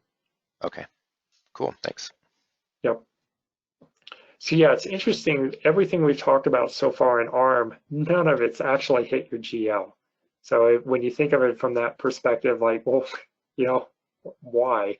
So, but the nice thing is that it's all a window, it's a viewpoint where you can look at your transaction only from a revenue perspective. And what that allows you to do, which is really kind of a key here, is it allows you to separate your revenue recognition from other activities like primarily billing. All right, so Ryan says, if you're familiar with Amort schedules, a rev plan works mostly the same. It just has more detail and recognizes revenue instead of expense. Thank you, Ryan. Okay, so we talked about, we're at the level of plans now. So now we go to where the money or the rubber meets the road. So there is a revenue journal. So these are basically, these are no different from a normal journal, excepting that ARM creates these, ARM being the advanced revenue module. So these are finally GL posting. You can typically recognize them pretty easily. So ARM will put in these line item memos of RevRec source, RevRec destination. You'll see that. You'll also see up the top, it's created from revenue recognition schedule. So those are two really good fingerprints. These are always associated with a revenue plan record. So I think in my screenshot here, you'll see on the journal line, on every single line of the journal, each line is associated to a revenue plan. These are created through a page called page:"create revenue journals." So page:"create revenue journals is something that you would typically run at month end. We run at month end. And again, this is where the rubber meets the road. This is where you actually hit your GL. Prior to running page:"create revenue journals, you would use the arrangements, elements, and plans to predict what these journals are going to do. Like, there should be no surprise at all when you create journals what those GL impacts are, because you would have seen all that in your plans, which consequently revenue plans, you can search them. You can search them first off, and you can search them. They have their own record type of revenue recognition plan. A key point also with journals is that multiple journals could be created when you do this run. So like for us, we have many RevRec plans. And what ARM does is it just kind of creates a bunch of journals with a bunch of these plans lumped into each journal. So one journal might represent, 300 different plans or something. I've never counted how many, but they're just kind of lumped in. So these journals are not when you use ARM, these are not how you're gonna try and figure out what's happening based on revenue. What you're actually gonna use is revenue plans. You're gonna find yourself doing a lot of searches based on revenue plans and revenue elements to figure out what happened in the past, because the journals are just too nitty-gritty and fine detail and just too minutia. Okay, so let me move on here. Any questions yet on, I'm sorry, any questions on the plans or journals or anything like that? Let's see.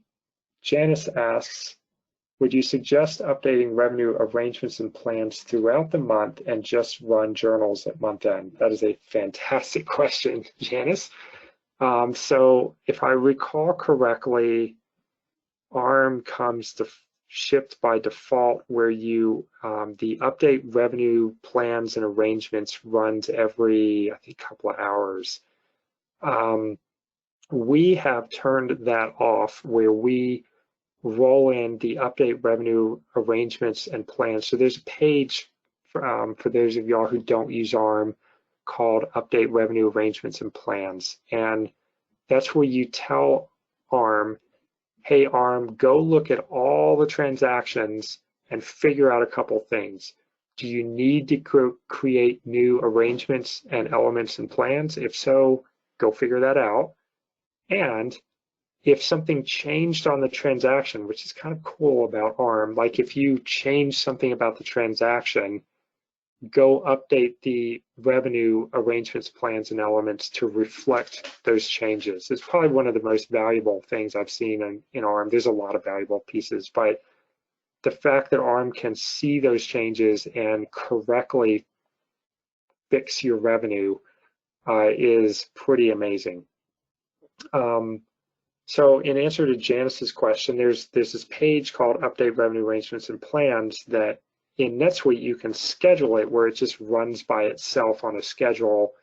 And I think the intent there is that as an end user, you can always just trust that your arrangements and plans are up to date. We have turned that schedule off, and we run that process as part of month end. And the reason we do that is quite simply to control when those are created. One of the downsides, as y'all probably all dealt with in NetSuite, is when you get transactions where you have all these codependencies, where one record depends on another record, depends on another record, then anytime you have to delete anything, for instance, it gets super messy because you have to delete the leaves, and you go from the leaves all the way up to the trunk. So it's obviously easy to delete something that doesn't exist in the first place. So if you hadn't created the arrangements and plans yet, or if you find that your transactions, which is more along the case of us, where your transactions change a lot over the month, if you just basically don't run arrangements and plans until month end, then you'll just get a snapshot at month end without all the messy stuff in between. So very long answer, Janice, to your question of we run updated revenue arrangements and plans as part of month end and not on a schedule. Are there any other questions? This is actually the tail end of the ARM walkthrough. So does anybody have any questions from a high level on NetSuite's ARM bundle? Like, I don't know, anything from how's it been to, how do we use it, or anything like that? And if you do have questions, please post them on the chat, because I am monitoring that.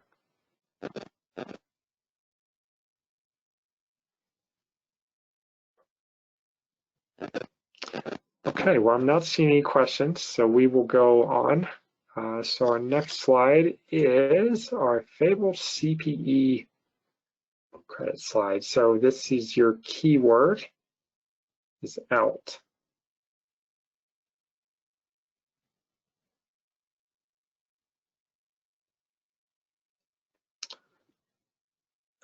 All right, so some closing notes here, just in general for revenue recognition.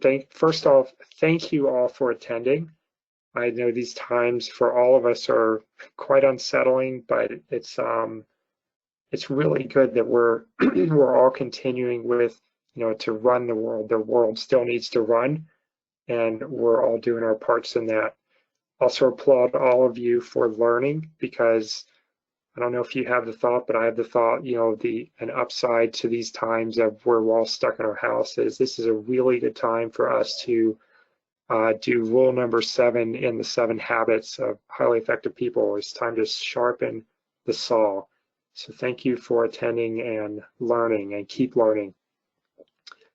As far as some closing notes, if you are implementing revenue or thinking of going a little more advanced on your RevRec, I highly, highly, highly, highly encourage that you also review basically what you're doing for billing. And I say this because the triggering event for revenue recognition is deeply tied to, either billing or fulfillment.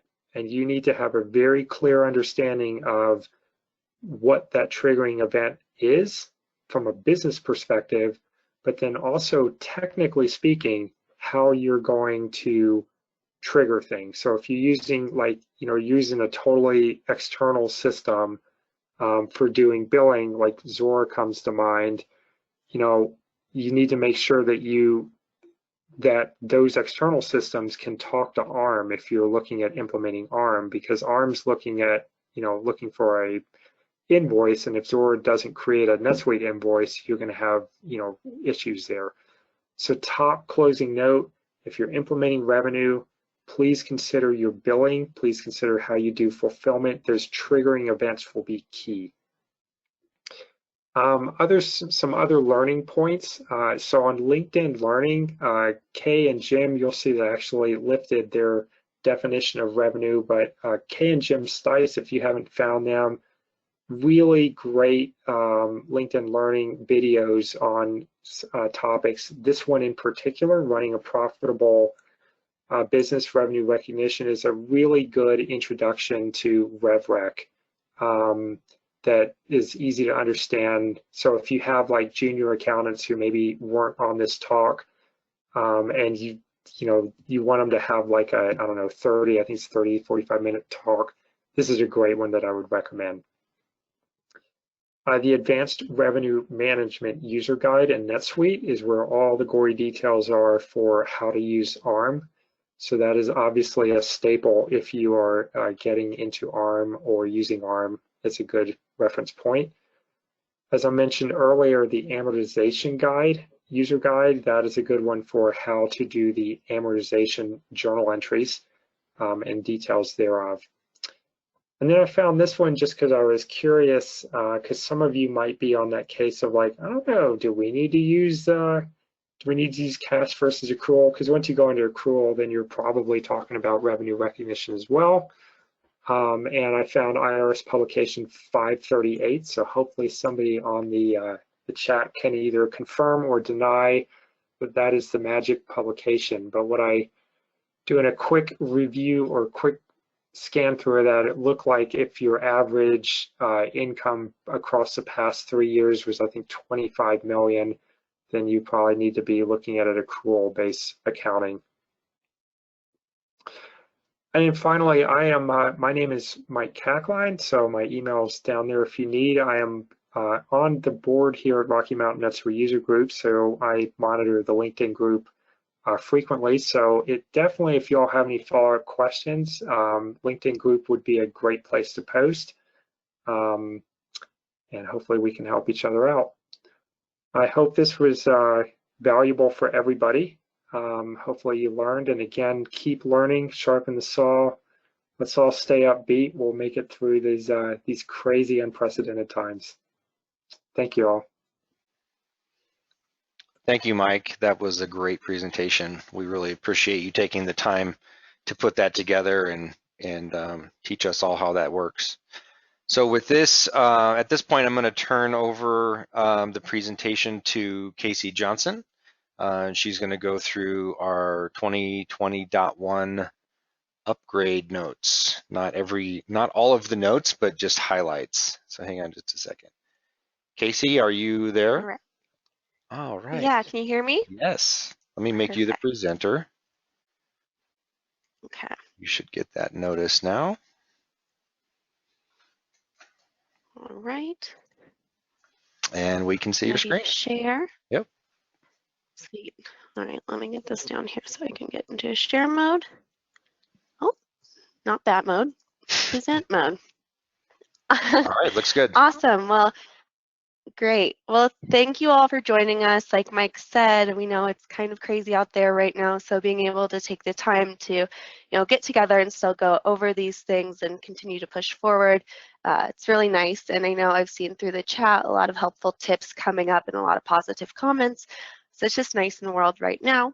So as Corey said, I'm going to be going over some of the NetSuite 2020.1 release highlights. There are a lot of new features coming out, so we always try to get together a little bit ahead of the release and talk about some of the features that we find really useful so that we can give you guys a high level of what we're seeing out there in the release highlights. I'm Casey Johnson. I'm an associate with Doozy Solutions and the treasurer on the Rocky Mountain User Group board, so you will probably be hearing from me more in the future. So I just wanted to give you guys a little bit of a place where you can find resources for these updates. Like I said, this is just going to be the highlights that we're going through. So if you want to go see the list of all the release notes, you can find these through your NetSuite account. So if you navigate in NetSuite to support and go to Suite Answers, it'll take you to Suite Answers. If you want to see the total list of release notes, it's a lot of information, but you can just search for release notes 2020.1, and under there it gives you this nice table of, these are the accounting related release notes, these are manufacturing related release notes, and kind of dive into those ones that are going to be more specific to you. And then it'll walk you through sort of, what this release means, what changes are coming, and what's going to be different. Along with that, on the same page over on the right hand side in that pane, there's going to be an option for additional features or additional resources. And in that section, there's an option called videos. If you click on videos, it's going to bring you up to all of these nice demonstration videos within Suite Answers.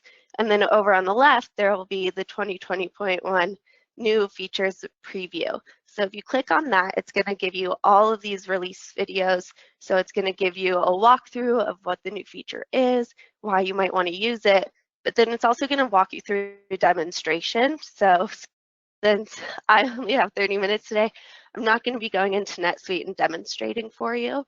But if you want to see some of these features in practice, this is a great resource for you to go and watch these demonstration videos and see how you can apply these to your business or for your customers.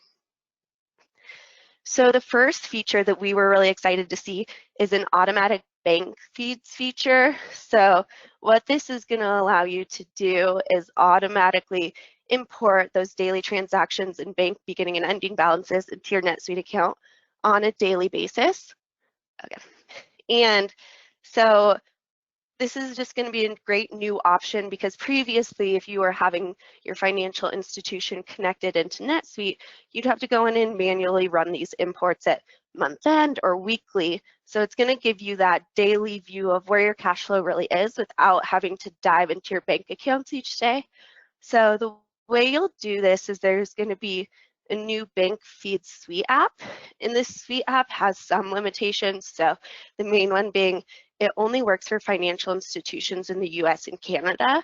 But with this suite app and with this bank feeds automation development that NetSuite is rolling out, there's also going to be the option for you to develop a custom plugin for bank feeds. So if you go and start using this Suite app, decide that it doesn't have some of the flexibility or things that's going to work for your company, or maybe you want banking information outside the US or Canada, you're able to develop this plugin that'll feed into your banks and use it in a format profile record. So this is going to be something that's most likely going to be set up by your account administrator. I know when I was going through and watching the videos on these bank feeds, it's a little technical for me, but the demonstration really helped out to see where I would get this information. So any sort of role that's going to be setting this up is going to need access to the financial institution record permissions, and they'll have to have full access for that. You'll also need to configure connection with your financial institution. So when you're going to configure this connection, you're going to just go into setup accounting and financial institution, and there you're going to put together which financial institution you're working with, whether it's Chase, Bank of America, and then that account credentials associated with each of those accounts that you're going to want to link together. Once you do this linking, NetSuite automatically sets up the account mapping for you. So some of this account mapping, it gives you a lot of options. So for example, if you go and you're wanting to map the payee for any of the transactions that are coming through, it sets up about 5 different payee transaction mappings based on what they're seeing in different financial institutions. So your administrator is able to go in and clear out any of those mappings that aren't going to be relevant to that bank and keep only the ones that are. So once you get this set up in NetSuite, it's going to automatically download your last 60 days of banking data, and then it's also going to schedule daily imports. So on these daily imports, you're not going to be able to change that schedule. It's something that'll be defined by NetSuite. And I couldn't find anywhere of where you would be able to learn what time of day that yours is scheduled, but just so you know, it's not something that you're going to be able to change that schedule yourself. You will, however, if you ever need to go and do these imports, you can still go in and trigger them manually. It's just not going to be able to automatically adjust that schedule for you. So once you get this information imported, you're going to see a new page, and it's called the Match Bank Data page.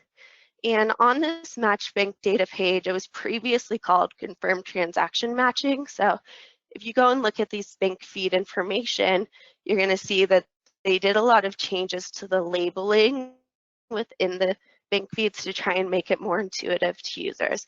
So on this Match Bank Data page, you can go in and say, you know, I don't want any of these last 60 transactions. I was already able to match those. I'm not going to use those anymore. All right, so it looks like we have a question. Does the automatic bank feed have the ability to match batch payments, or does it match if it is an exact one-to-one JE to transaction match. So it does it on a one-to-one basis, but you're able to go in there and say, all right, these transactions in NetSuite, maybe these 5 transactions in NetSuite match to this one bank transaction from my banking data, or vice versa. So you'll have to manually do that matching with this bank feed, but it does try to match as best as it can for those one-to-one transactions, but those grouped ones you'll have to match yourself. Yep. Okay. So you'll then be able to review the imported data from your bank to go and match and reconcile within NetSuite after this.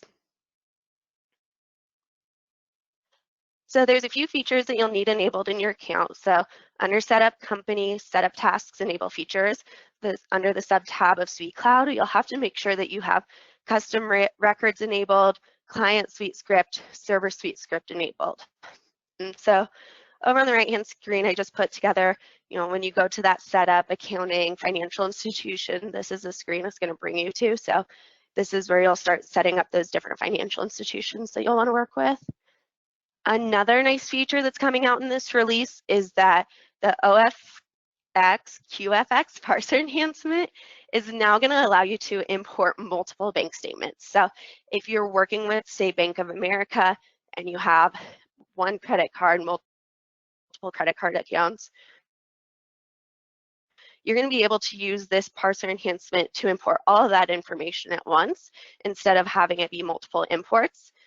In that demonstration video that NetSuite has put together for Suite Answers walks through all of these examples. So it walks through one bank information import, how that matching will look, but it also walks through how you'll set up everything for this multi-bank statement import. So I highly recommend, if this is something that you're as excited about as we are, that you go watch that video and figure out how to get it set up in your account or your customers' accounts. Okay, the next feature that we really like to see in the 2020.1 release is that you're now able to auto-apply vendor prepayments to purchase orders. So the way this is now working is on the purchase order screen, you can now link a purchase order to a prepayment. There's going to be 2 ways that you can do this. So after you create a purchase order, you can go and see on this prepayment on your purchase order, there's going to be an ability to enter a prepayment. So you can enter it directly from the purchase order. Or if you go into the prepayment option screen, on that prepayment screen now, you'll have an option for a drop-down list of all the purchase orders available, and you can apply a purchase order there. So you will need to go enable these features in your account if this is something where you do vendor prepayments, and it's just going to be under your setup and enable features. And so once you get that enabled, you'll now see this enter prepayment on that purchase order screen. So the other nice thing about this is then when those vendor bills come in, it's going to auto apply, and you can have it so that you can enter multiple prepayments on a purchase order and apply multiple prepayments to that vendor bill once it comes in. But there is a as far as status on the purchase order or the bill in order for them to auto apply. So if you're doing bill approvals, until the bill is approved, it's not going to auto apply to that prepayment, which is a good thing. I'm sure we can all agree. Or also if there's some sort of payment hold on that prepayment to begin with, that bill won't auto apply once it comes in. But once you go and see that the bill has auto applied, there's a few areas that you'll be able to see, did this actually go through? Was the prepayment auto applied successfully? So one, from the purchase order screen, you'll now see that vendor bill payment application in the related record. So it's going to be a separate record where it has this vendor prepayment application. And so you can either go find that vendor prepayment application, look at the system notes, see that it applied properly, or you can go into the purchase order and see that that vendor bill prepayment application is now a related record, and that prepayment is a related record on the purchase order. Okay, so the third one that we're going to get into is auto close of back orders. So the bundle ID for this is going to be 300047, and it's a Suite app that's going to be available to the public, and it's also a managed bundle within NetSuite, so they will be keeping up on it in the future. So what this will do is it's going to automatically close any orders that are partially fulfilled and with a remaining quantity on back order. So say you do a big bulk shipment and the customer orders 45,000 pounds of something. And you go through the process, you create the batch of what they want, you ship out 44,900. So you have 100 pounds remaining. You're not going to deliver an additional 100 pounds on a 45,000 pound order, more likely than not. So what this Suite app will do is on the fulfillment of that order is it's going to say, all right, there's still 100 pounds on back order, but we have this auto close Suite app now available in our NetSuite account. We're going to close this sales order instead of you manually having to go in and do that. So there's two ways that this is triggered. One is if the order is already invoiced, it'll be on fulfillment. Two, if the order is fulfilled, it'll be on invoice. So it's going to wait until those fulfilled and invoice steps are completed until it cancels it out. So you're going to need the same requirements in order to set this up as we did in the banking feature. So you'll need the custom records, client suite script, and server suite script. Another great thing about this too is if you get this bundle and there's specific items that you don't want this to apply to, there's a new feature called Fill Kill Item Exceptions List that comes in when you install this bundle. And so you'll find this under Lists, Accounting, and then it'll just say Fill Kill Item Exceptions. And for the Fill Kill Item Exceptions, what you can do is you can set it up, it's by subsidiary if you're a One World account and by customer. So if you have specific customers that say they want that 100 pounds on back order, they don't care that your total order was 45,000 pounds, they want every last bit of inventory that you set on that sales order, you can say, okay, well, customer A, is going to need that last 100 pounds. I don't want it to auto close, but the other 99% of our customers, they don't care about that. We want it to auto close on the other 99%. You can go through that customer and set up these items so that they won't close out once they're fulfilled, and that order will still stay open and partially fulfilled. And then if you want, you can go and close it manually, but it just gives you that option for the exception.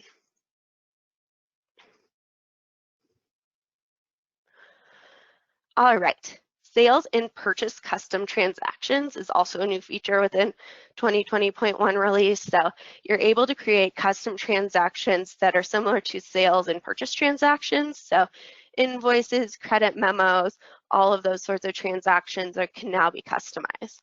The nice thing about this is when you create those custom transactions is it gives you the access to sublists for items and also for taxes if you're using Suite Tax.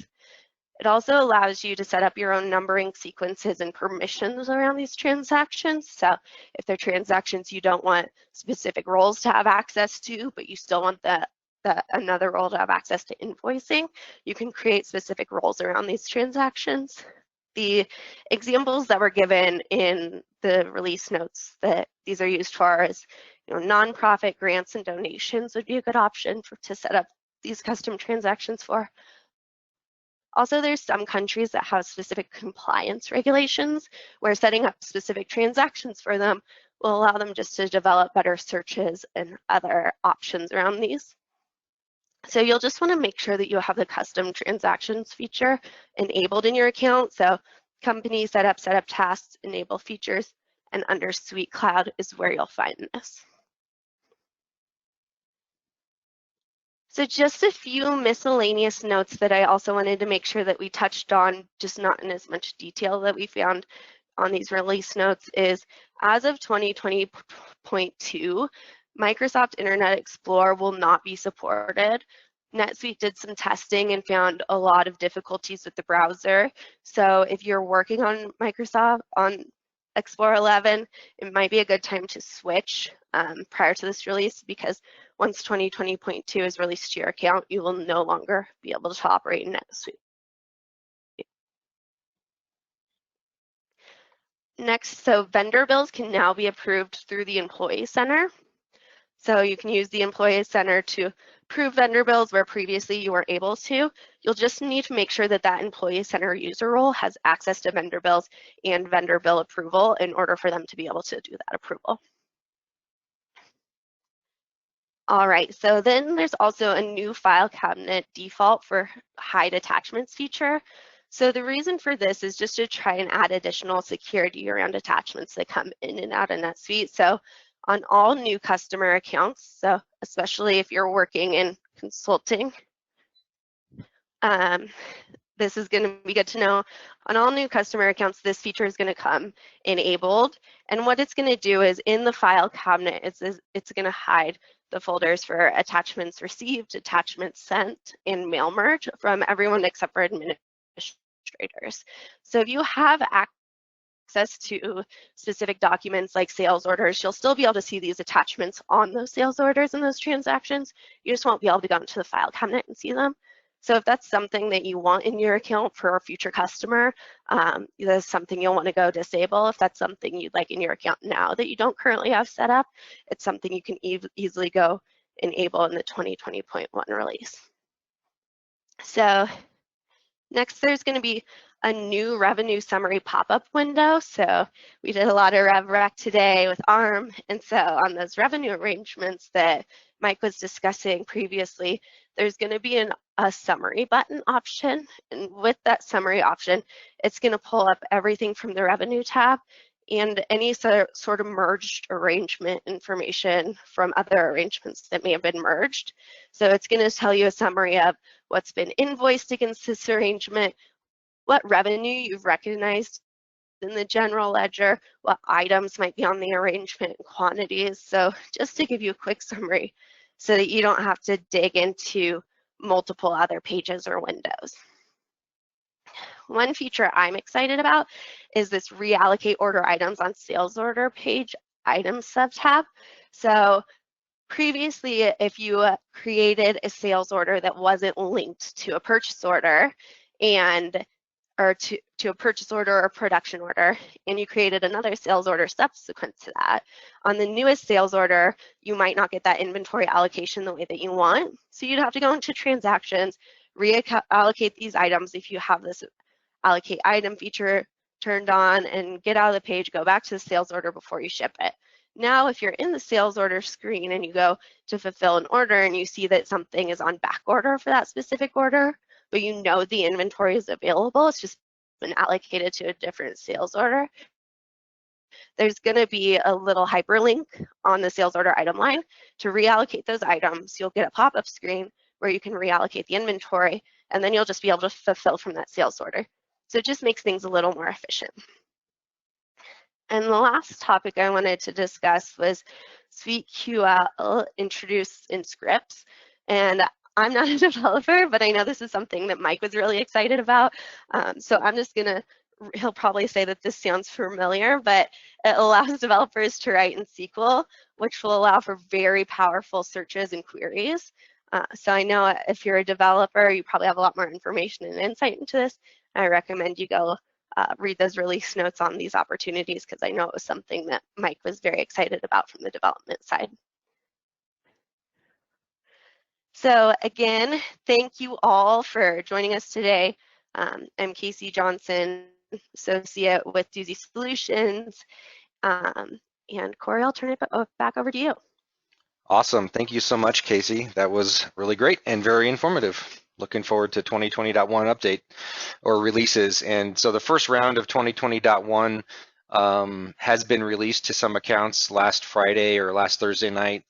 There were the first round of accounts were set up, and I think the second round is scheduled about 30 days out from now. If you're not familiar how to know where that is on your dashboard in NetSuite, there's a new release portlet that'll tell you when your upgrade is going to be. So at this point, I'm going to turn over to the final portion of our meeting to Peggy Evliff with RSM.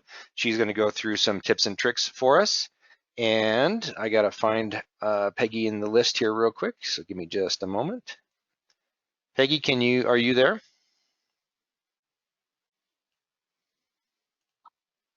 I'm unmuted. Can you hear me? Yes, now we can hear you.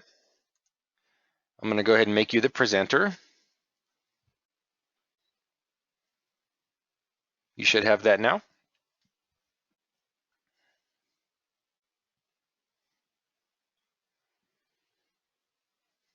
And we can see your screen.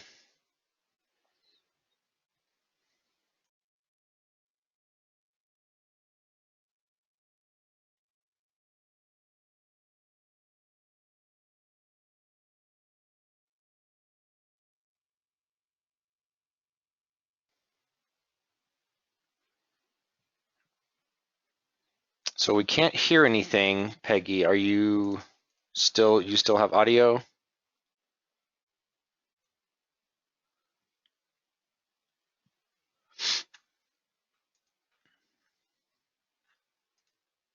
Your audio is not working. We heard you briefly there for a moment.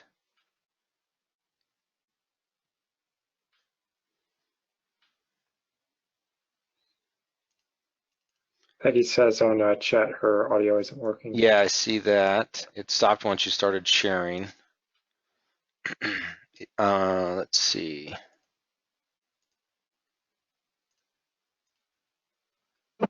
There we go. I think I can hear you now. Try it again.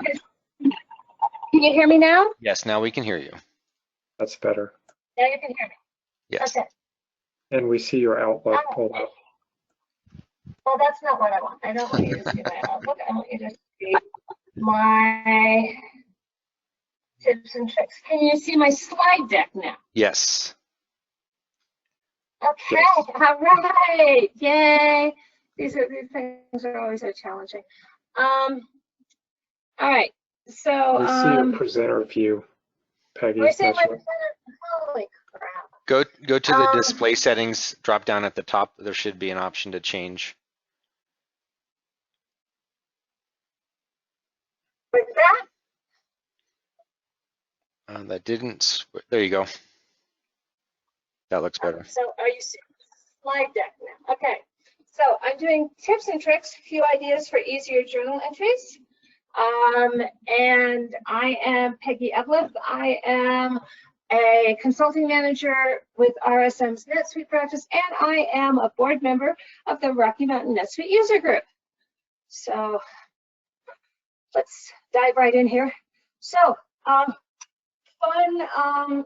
keyboard shortcuts. Now, so I started doing this stuff way back when it was old DOS screens, and so when I moved to mousing, it was really difficult for me, and I really wanted keyboard shortcuts. So what are some of the key keyboard shortcuts here? So for those of you who aren't aware, press and hold Alt, and then type the first letter of whatever it is, or if there's an underlined letter, that will move you to a sub-tab.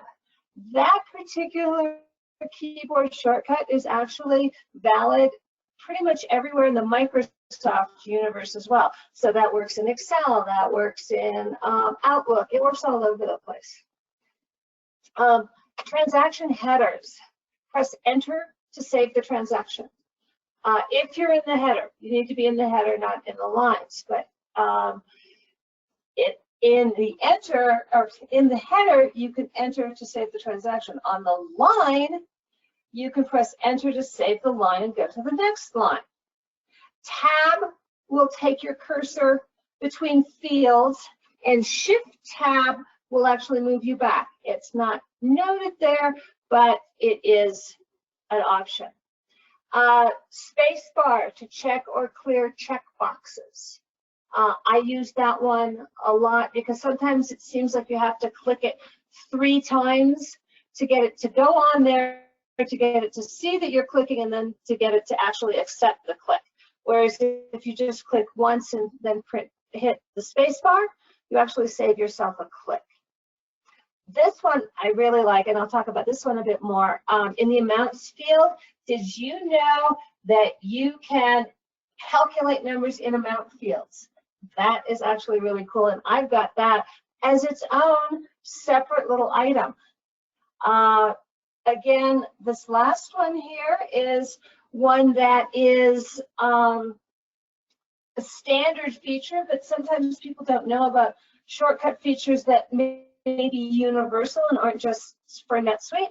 So if you press and hold control and click with your mouse button. You can click multiple selections. So places where I might end up doing that is in some sort of list somewhere, or if I'm selecting an account that I only want to have in certain non-sequential subsidiaries, I might do that as well. Okay, this one. I really, really like this one. Did you guys know that you can, in an amount field, add, subtract, multiply, or divide? You can do more than just two numbers. In other words, you can do 2 plus 5 plus 6 plus 1, or 2 plus 5 plus 6 times 12. You can mix formulas. That's the next item down. So you can add and subtract in the same command. Like I saw above, 2 plus 5 minus 3, you would get 4. Yielding in that box. You can also mix multiplication and division with addition and subtraction. It will do the multiply and divide action first, but this is not on the screen, but actually Marjorie, who's also on the board, asked me this question and I tested it. Yes, you can actually put parentheses in there so that you can make more complex operations, so that if you're doing 2 plus 5 times 6 times 2, you can put the 2 plus 5 in parentheses, so you get 7 times 6 times 2. So that's actually a pretty cool feature. I didn't know you could do that. I was playing around with it a lot, and I think a lot of people aren't familiar with the fact that it's more than just adding or subtracting. You can actually, so if you know, where would I see that used a lot is I have an invoice that I'm putting into payables, and I want to split it evenly between 3 accounts. I take the total and divide by 3, and then, you know, obviously the last line will try to autofill if you just tap through. So it means that you're not having to have a calculator on the side and trying to input these things. Next items, memorize transactions. So memorize transactions. The fun fact, I know I'm talking about tips and tricks for journal entries here, but they're not just for journal entries. You can, there's a whole list if you actually go to the Suite Answers and look at memorized transactions. It will give you a whole fantastic list of transactions that you can memorize. And those obviously are really helpful if you have recurring billing or month-end journal entries for accruals, for example, or prepaid, you know, expensing prepaid items. I mean, I can think of a whole bunch of stuff that is awesome for memorized transactions. You can also choose whether or not to make them automatic. So do I want them to automatically post, or do I want to actually intervene and take a look beforehand? You can choose how often they recur. So a lot of people think, okay, monthly, but maybe there's something that happens weekly, or maybe there's something that happens every 2 weeks, or maybe there's something that happens every 17 days. So the nice thing is you can choose how often that actually recurs. Here's another fun one. So if you're posting these with a recurring period and you've got, say, a stop date on it, you can post the transactions to locked periods. That means you don't have to go and unlock future periods, post the transactions, and then lock them. You can also choose how often it posts. Now, how's that different from how often it recurs? You might choose to only post on a monthly basis something that recurs every 2 weeks. I don't know, I mean, I can't think of a particular application for that, but people are creative, and there's probably somebody out there who has an application for that. Also, these memorized transactions come with reminders. That's particularly important if you have chosen not to make this automatic. You're going to want to have a reminder to say, hey, did you know you need to, it's the 15th, do you remember you need to do such and such? So you can determine how those reminders happen. Do they not happen at all? Do they send you an email? What do they do? So the memorized transactions, you can really leverage those on a day-to-day basis, particularly at month-end close. Okay, my last little tip and trick here is copying previous lines. So that allows you, and I'm sure everybody has seen this when they're entering a transaction with lines, and like a lot of things down there in that little menu bar, we ignore a lot of the stuff, at least I know I do. But let's say you have a repetitive entry that you're putting in that has the same account, but you're trying to keep the lines separate so that you can see. So, line A is an accrual for such and such, maybe a prepaid entry, for example. Line A is such and such, line B is such and such, and you're hitting the same account, but you want to see some granularity there. So it allows you to copy the line you're in down to the next line. And so that one can be really useful for if you're trying to enter entries that need granularity but are repetitive in nature.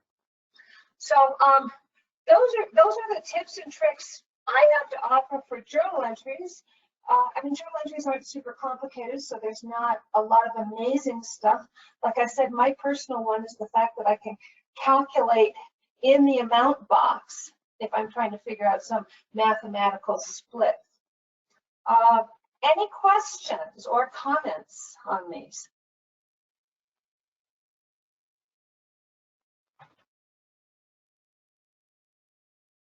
Well, I don't see anything in the chat box. So, Corey, I will hand this back to you. Thank you for your time, everyone. Great. Thank you, Peggy. Those were great tips and tricks. And with that, we'll go ahead and end our meeting for the day. I would just like to say that on behalf of the Board of Directors for the user group, we wish everybody and their families to be safe and healthy in this time of uncertainty. And thank you all for joining us today. We will look forward to seeing you hopefully in person in a couple of months at our next user group meeting. Thank you all very much. Take care.